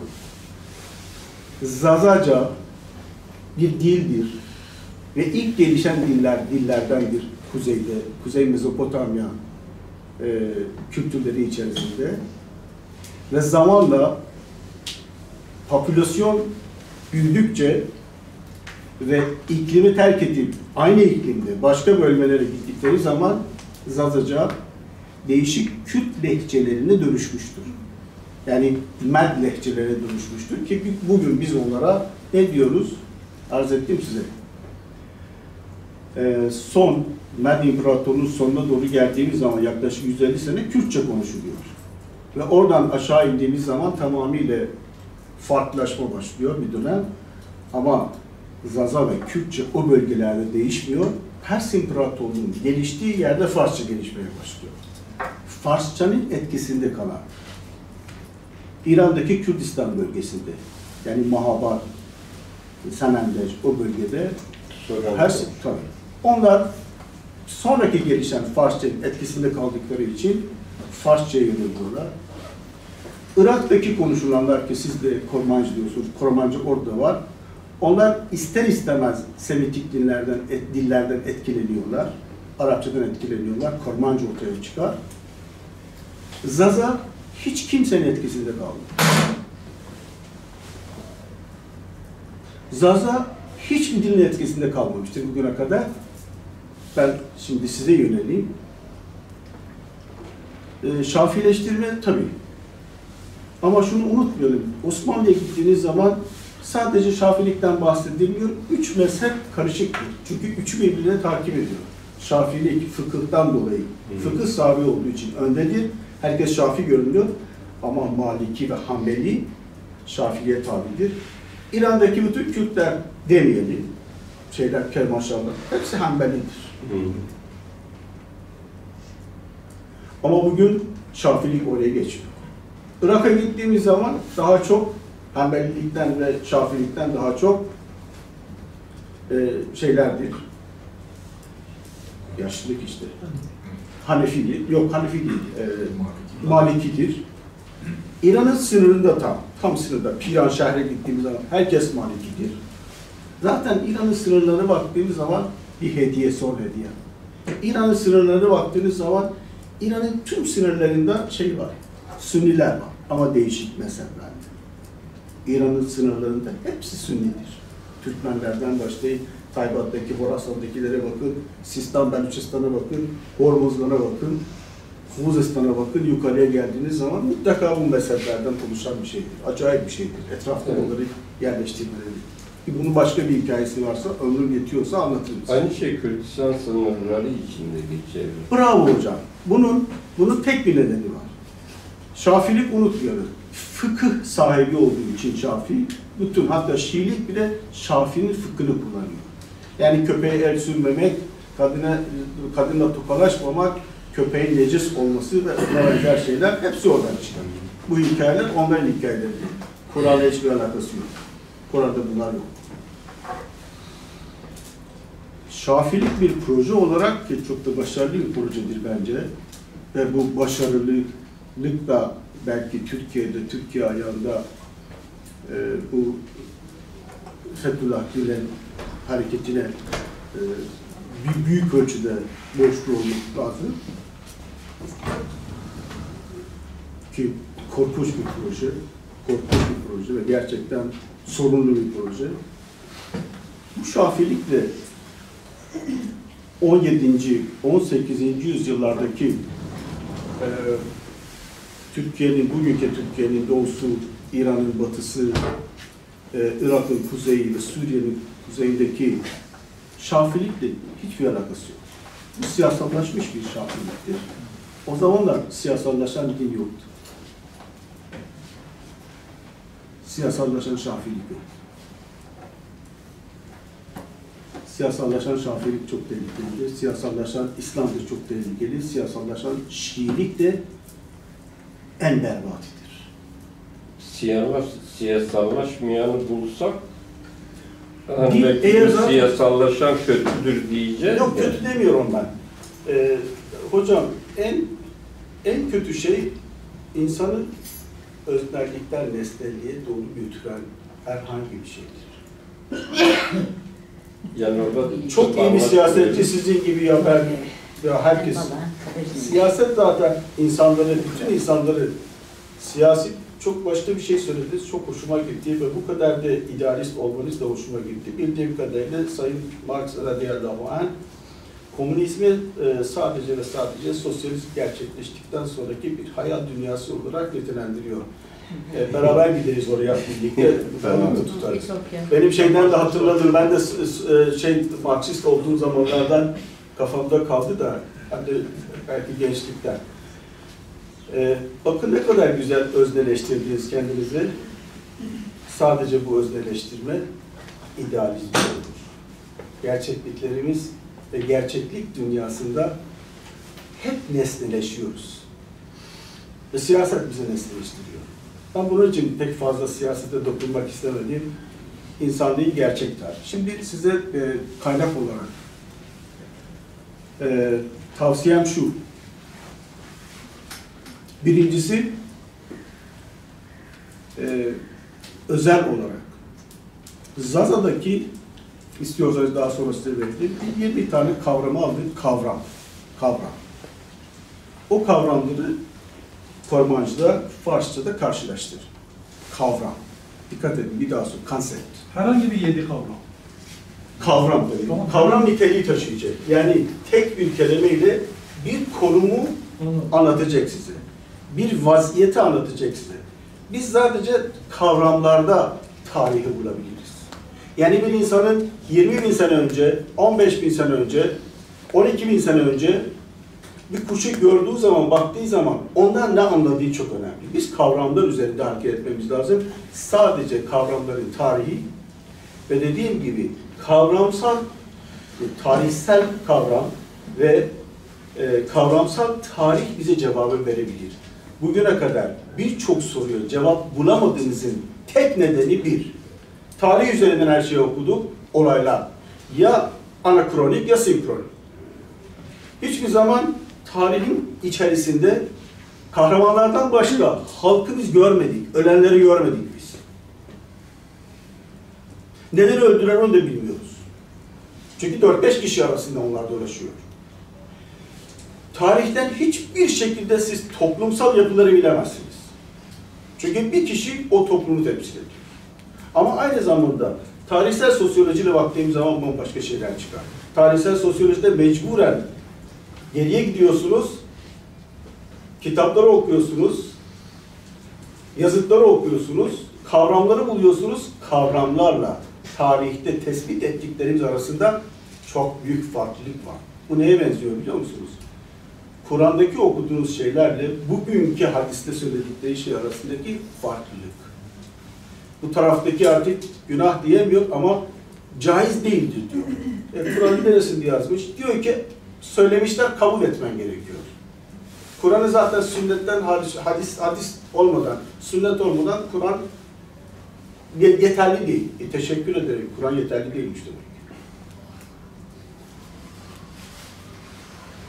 Eğer biz bugün çalışıyorsunuz galiba bilimsel olarak kavram tarihi, kavramsal tarih ve sosyolojik irdelemeyle, tarihsel sosyolojik irdelemeyle bakmazsak olayları birçok şeyi kaybederiz ki bugüne kadar hep kaybettik. Bugüne kadar hep kaybettik maalesef. Bugün neden İran'da protestantizm bu kadar hızlı gidiyor? Artık Mollaları söyleyecek hiçbir şeyleri kalmamıştır. Ve İslam bitiyor İran'da. Ve hem de kimin eliyle? Kadınların eliyle. Hem de hangi dille başladılar bu kadınlar harekete? Jenjiyan Azadi. Neden Kürtçe? Bu benim sana soracağım bir sorudur. Bu tamamıyla sosyaldir, siyaset değil. Bir hocam şuradan bir soru. Hocam şimdi Şafiilerin halifeci olduğunu söylediniz. Hanefilerin de karşı olduğunu ben ilk defa duyuyorum. Hanefiler karşı değil. Bir kere ben ne Hanefilerden ne de Şafilerden. Ahmed Hanif eğer dikkat ederseniz istihsan meselesinde kesinlikle söylenen, anlatılanlar, ölü arkasında konuşulanları kabul ediyor. Evet. Halife de biliyorsunuz İslam'ın en başında Hz. Ebu Bekir, Hz. Muhammed'in yerine halifetus salat idi. Yani namazın halifesi. Ebu Bekir'den sonra Ömer geldi. Ömer için de namaza durduğu için halifetun salat derler. 2 tane halife geliyor. Osman'a geliyoruz. Halifetun salat. 3 tane. Burada Emirül Mu'minin ortaya çıktı. Çünkü devam ederse hep halife koymanız gerekiyor. Emirül Mu'minin lafı ortaya çıktı. Emirül Mu'minin başladı. Şimdi daha sonra bu Emirül Mu'minin Muaviye döneminde yine halifeye dönüşüyor ama bu sefer bu halifelik doğrudan Peygamberin yerine geçme ve daha sonra diğer halifelerde mesela geldiğimiz zaman 99'a geldiğimiz zaman Hicri'de Ömer Faruk döneminde geldiğimiz zaman artık halife kimin halifesidir? Kur'an'a göre halifetullah'tır. Kimin adı halife ise nedir? Allah'ın halifesidir. Ahmed Hanif halifetullah'a karşıdır. Ahmed Hanif bu tür halifeliğe karşıdır ve birinin Kur'an'da olduğu gibi birinin insanlığın kaderini eline almasına karşıdır. Ahmed Hanif'ten. Ama diğer 3 mezhep istihsana karşılar. Yani Ahmed Hanif'in düşüncesine. Nitekim Ahmed Hanif'in zaten bu düşüncesinden dolayı katledildiği de biliniyor. Tabii ben bunları söylerken İbn-i Hişam'ın yalancısı. Çünkü bütün bunları zaten İbn-i Hişam anlatıyor. Estağfurullah hocam. Ben onun yalancısıyım. Bir de o kendisi de diyor ki ben de İbn-i İshak'ın yalancısıyım diyor. Evet. Teşekkür ederim. Bu evetiniz o kadar güzeldi ki. Hayır. Hayır dediğim bu. Şerdi resmen. Haklısınız. Bu şekilde söyleyeyim. Şafii Türkiye'de Doğu Anadolu'da işlenmiş. Diyarbakır, yani mesela Maraş'ta o şeylerde, Türk illerinde ne yakın şeylerde hepsi Hanefidir oradaki Kürtler. Şeyh Said isyanı, hadi diyelim halifeci asıldı, yani resmi ideolojide ama İskilip'te Atıf Hoca da asılmış, Hanefidir. Yani bugüne kadar ben Hanefilerin halifeyi istemediğini görmedim uygulamada. Ben size siz tarihsel çok geniş bir perspektiften baktınız. Ben çok basit bir olayı anlatmaya çalıştım. Türk Yani şeyle birlikte bambaşka bir şey. yani özellikle şeyin kurulmasında, Cumhuriyet'in kurulmasında İslam'da temel oluşturan, bir daha söyleyeyim, altını çizerek bunu söylüyorum ve bilerek söylüyorum. Evet. Bir sistem kuruyorsunuz ve bu sistem içerisinde İslam için, Kur'an için demiyorum, iman için demiyorum. Çünkü Kur'an'da çok güzel bir laf var. Doğru hatırlıyorsan diyor ki قَالَتَ الْاَعْرَابُ آمَنَّا Araplar dediler ki imana geldik. Tabi Arabe de değişik buradaki şeyler, mealciler, bedeviler de diyorlar ama Araplar imana geldi diyor. قَالَتَ الْاَعْرَابَ iman. Amenna. Bol. Söyle diyor. Lem tahminu. Siz imana gelmediniz. Velakin mulu eslemna. Ama dediniz ki Müslüman olduk, İslam'a girdik. Lemme yedhulul imane fi kulubakum. İşte iman kalplerinize girmemiştir. Dolaylı olarak Müslümanım demek, müminim demek anlamına gelmiyor. İslam'da iman anlamına gelmiyor. İslami zihniyet tarih boyunca, bakın ne kadar içinde mezhep var. Çok. Benim bildiğimiz 4 ana koldan dolayı bütün cemaatler ayrı çok. Ayrı tarikatlar. Çok. Eğer Müslüman mümin değil. Evet. Ve Müslümanlıkta hilafet varsa ki birilerinin söylediği bir şeyse ve siz kalkıp da bilinçli olarak hilafeti kaldırıyorsanız ve birileri buna karşı olmayan insanları desteklerlerse artık gerisi siz düşünün, ben konuşuyorum. Hocam yine ben dil konusunda bir şey söyleyeyim.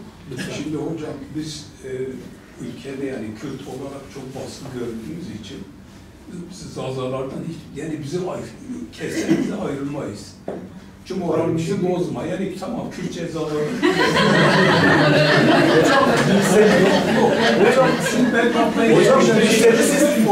Benim konuşmam dilsel. Kurban olup sağ olun. Bakın benim konuşmam dilsel. Siz sürekli kendinize nesneleştiriyorsunuz. Ben dil diyorum ve diğer lehçeler ki dediğiniz ya lehçe ve dil arasındaki farkı bilmiyoruz. Zazaca dildir. Diğer Kürtçe konuşma lehçeleri bunlar o dilden besleniyor. Farsça Zazadan besleniyor.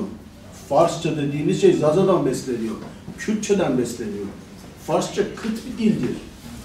Farsça mutlaka birçok kelimeyi fiili olmadığı için yanında kerden yani kerden fiili yardımcı fiil kullanıyor. Sanki İngilizceymiş. Ben sizin şeyden şunu anlıyorum. Zazacadan Kürtçe şey olmuş, Kürtçe asimile olmuş. Hayır hocam siz o kadar asimilasyonda böyle... Onu kabul ederim hocam, ama bizi ayırmayın. Hocam, ben gece yapamam. Hocam siz o kadar bu asimilasyonu ruhsal olarak yaşamışsınız ki benim dil dediğim şeyde asimilasyon... Psikolojimiz bozuluyor. Bizim yaramızdır. Bir de hocam şive farklıdır. Bak bir tane Denizli'yi getir, Bodrum'da 2 tane. Konuştular anlamaz. Şive farkı. Zaza da öyle. Ben mesela bir Kürt olarak, Muşlu bir Kürt'üm, Van'da kalmışım. Ben mesela Farsçayı dinlediğim zaman anlıyorum kelimeleri. Zaza da şive farklıdır. Hem dibecin here, öbürü diyor hero. Evet, ben size bir şey son şeyi ben söyleyeyim size. Mezopotamya'da tek kalan ve dünyada ayrıca bütün konularda kaynak istediğinde Emir Hoca ben telefonu verdim gel. Hatta beraber seni bir arşive götürürüm. O arşivde birçok şey bulabilirsin. Şimdi de söyleyeyim, bu konuyla ilgili kim arşive gitmek istiyorsa Türkiye'de bulmak çok zor. Leone Caetano Vakfi, İtalya'da, bunlar zaten Osmanlı son dönemlerinde neler götürmüşler. Lütfen gidin orada Zazaca yazıları okuyun. Leone Caetano Vakfi, ki benim de zamanım neredeyse 5 sene özellikle Milano'da bunun için geçti. Burada teşekkür ederim dostum, arkadaşım ve hocam İlber Ortaylı. Çünkü o sebep oldu, o beni gönderdi. Git orada bulursun dedi. Bir de biraz beni deli zannediyor ya bırak ya bu işleri. Bir de Yalçın hocam Her ikisine burada teşekkür ederim. Ben tabii Sina Akşin'e de unutmayıp onlara da teşekkür ederim. Halil Hoca da, Halil Nalcık'ta bambaşka bir yeri var zaten benim tarih anlayışında. Bunlar, ben her şeyi Türkiye'de öğrendim, bunu da söyleyeyim. Ben her şeyi Türkiye'de öğrendim. Evet. Şuradan bir soru. Şuradan bir hanımefendi sonrası. با اجازهتون من میخوام فارسی سوالمو بپرسم. Ha, şuma ایرانی هستی یا دنیایی هستی؟ ایرانی هستی. همینطور که مثلا قبلا که ما خودمونم بسیار مثلا بارها شنیدیم و خوندیم که زازاکی قدیمی‌ترین گویش کردی است. خب امروز ما میتونیم بگیم که آره مثلا زبان زازاکی اگه زبان باشه کردی زیر مجموعی از زبان زازاکی است. لهجه.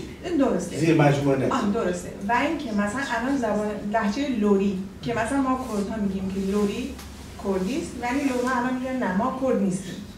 و الان در مورد لهجه لکی هم در ما لک و لورها زازاکی هست.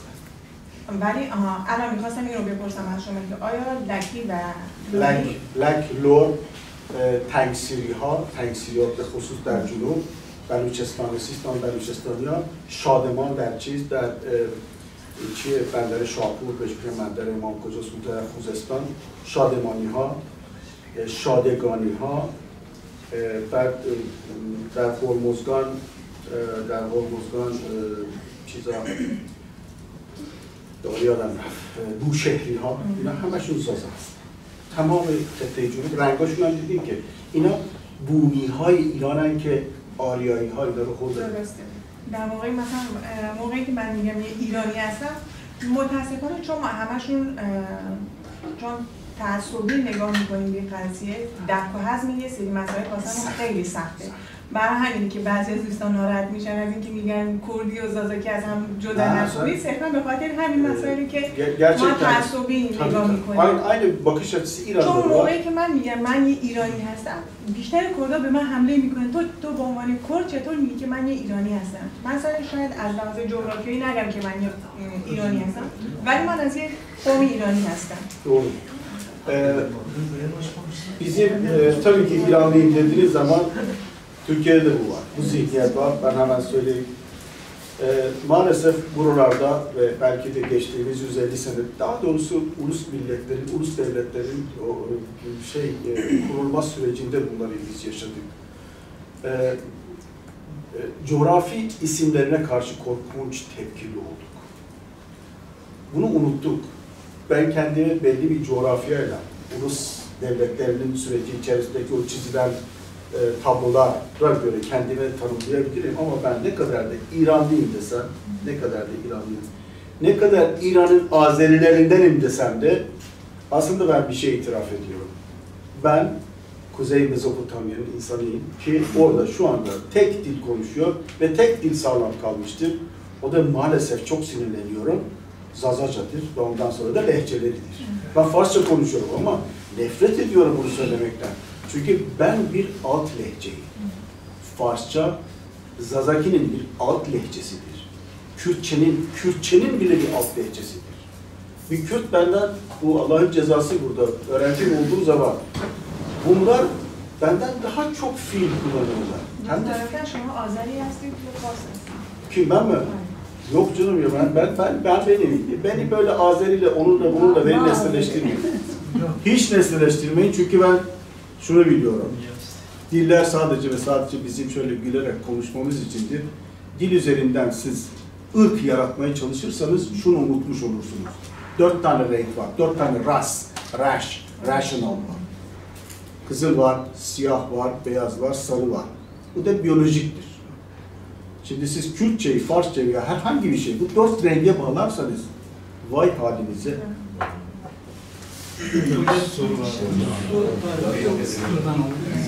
Teşekkür ederim Kerim anne.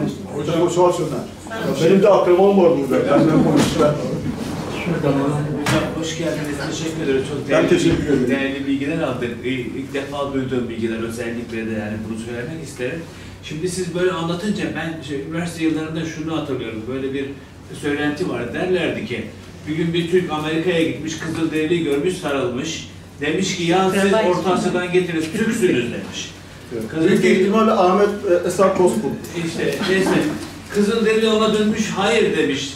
siz Amerika'dan gittiniz, Kızılderili'siniz demiş.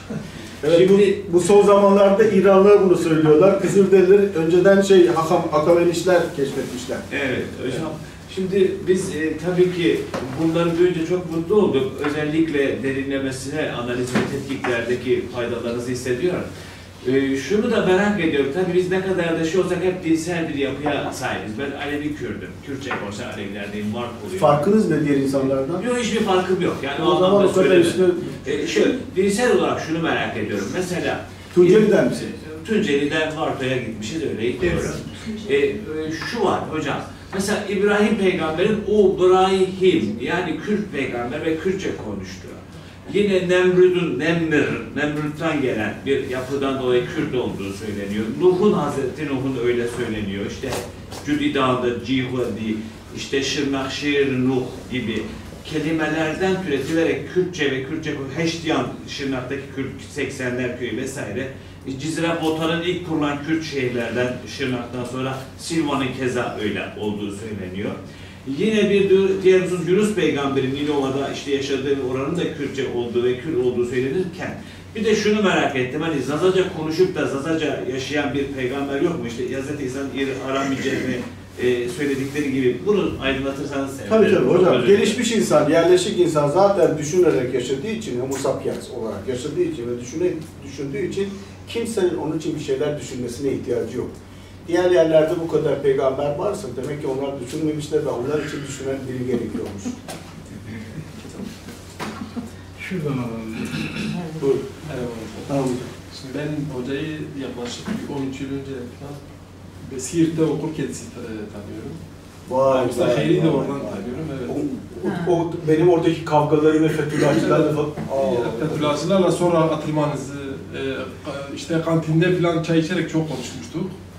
Yalnız ben şeyde az önce belirttik, şey konusunda bence bir bilgi karmaşası var.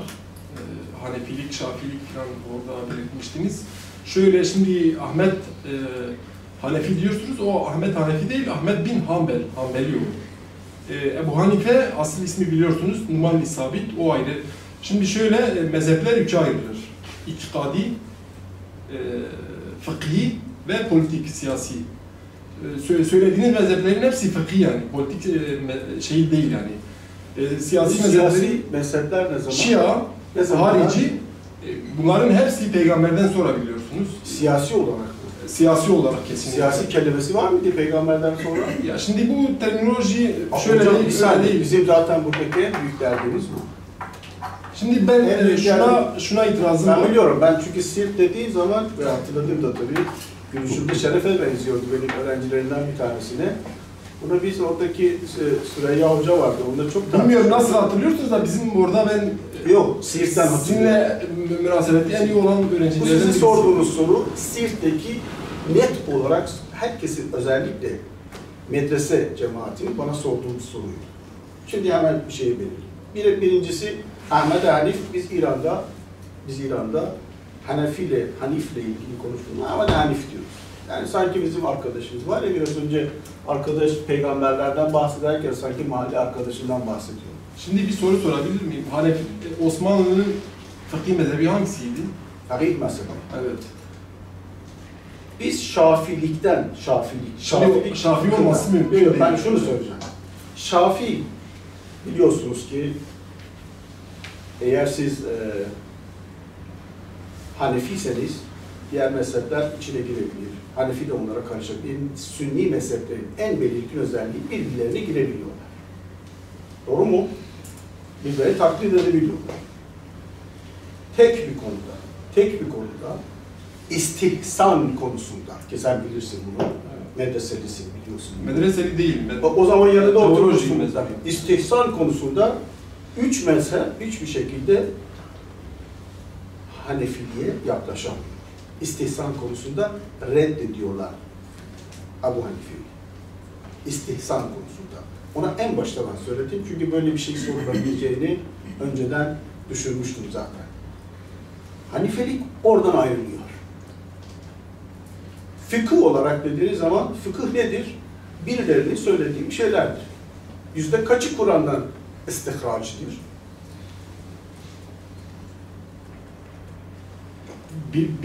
Şimdi hocam ben cevap vermiyorum daha. Burada yine bir bilgi yanlışı Yok, cevap vermek olarak demiyorum. Bir madde meselenin konuşturmak kötü olması için zaten bir ayete veya bir hadise dayanması lazım. Biliyorsunuz değil mi? Terminolojik İşte olarak. buradaki dava bu.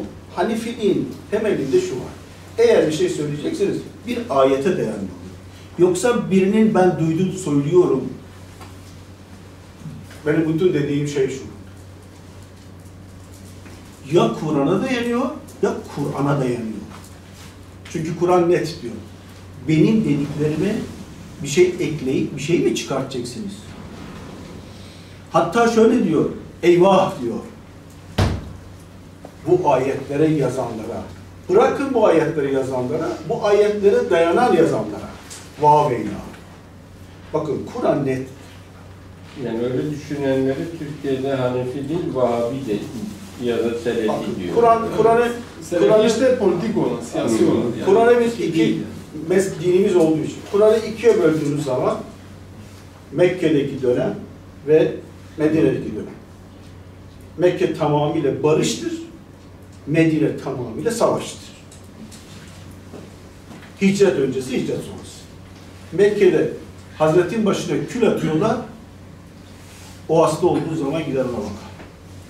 Ben de medreseden ve bir molla olduğumdan dolayı eskiden. Biliyorum, ben sizin Ali Şeriat'ın öğrencisi olduğunuzu, işte ben onu yani onun için de diğer taraftan da hafızım ben. Fakat Medine'nin ilk yıllarında Peygamberin Mekki duruşu, yani barışçıl duruşu devam ediyor. Hocam Mekke'den kendileri çıktıkları zaman Ahzab suresinin 34. ayetini okuyun. Mekke'den çıkar çıkmaz.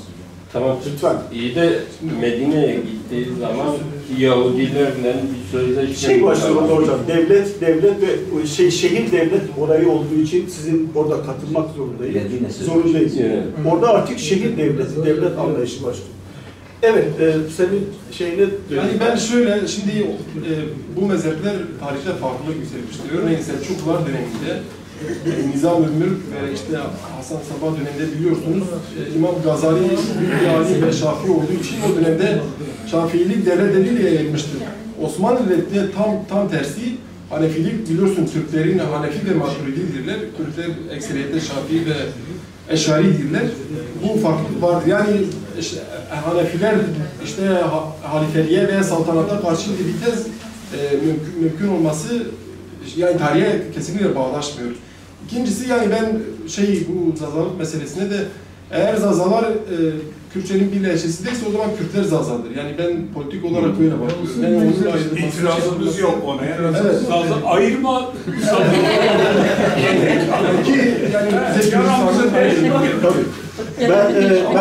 Ben kısa bir cevap niyetinde değil, onu senden tartışabilirim istediği zaman, ama şunu söyleyeyim, arkadaşların vaktini almadan, bir de konuyu başka taraflara çekmeden şunu söyleyeyim.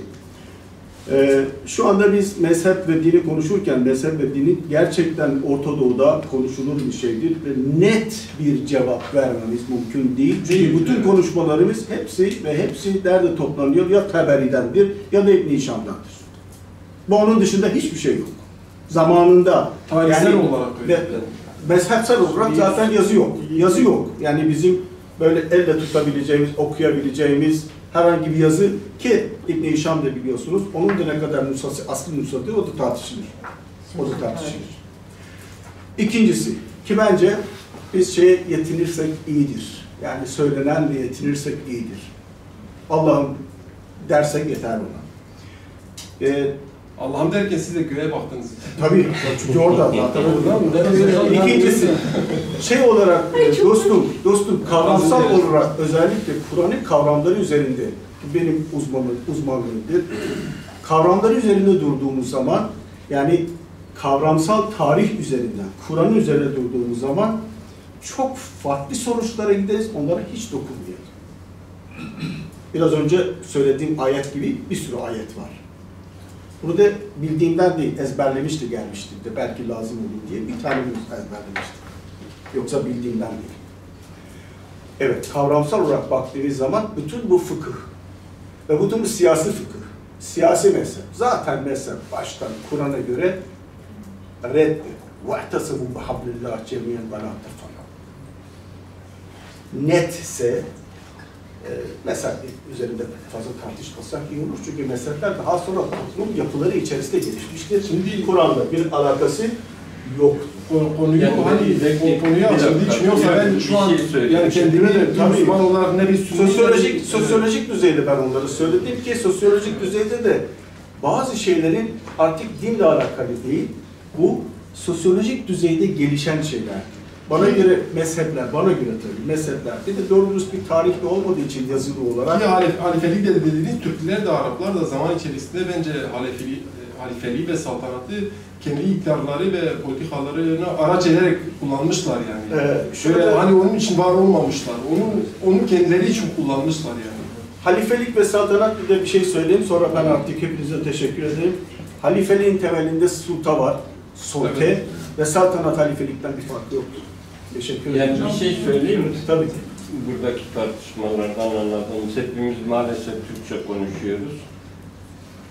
Yani sen Farsçayı, ben Kürtçeyi bir tarafa bıraktık, Türkçe konuşuyoruz. Türkçe konuşuyoruz ama aynı dili konuşmuyoruz. Tabii. Yani belki anlaşılmakta güçlük çıkaran bir konu da budur. Evet. Tabii. Yani mesela ben doğru Aleviyim. Doğru bir tespit. Evet, ben Aleviyim dediği zaman ya sen insansın. Bütün aidiyetlerinden soyutlanmış bir insan tasavvurunuz var. Onda katılıyorum size. Evet ki biz buna çok uzağız. Doğru bulmuyoruz. Yani sonuçta insan dediğin önce kadın ve erkektir, sonra bir yerlidir, sonra bir millete aittir, sonra farklı kimlikleri vardır. Siz doktorsunuz, sakallısınız. Yani mesela siz sakallı bir insansınız. Hocam doktorluğu sakallıkla bir özdeşleştirdiniz ya hafiften böyle. Yok. Yani şimdi biri bana sorsa bugün panelist kimdi diye işte Amir Bey'di diyeceğim. Böyle uzun boylu, benim kadar olmasa da yakışıklı, bir de uzun sakalı olan biri derim. Sıfatlar üzerinden. Hocayı zaza ilan ederim bizden olsun. Zaten o kadar şey. Hocam ne zaman bir de ben kendimi anlattım. Benim çocukluğum Muştavan'da gitti. Şafii'yiz. Mesela bu annemiz bilmem ne yapardı, babamın eline düşerdi.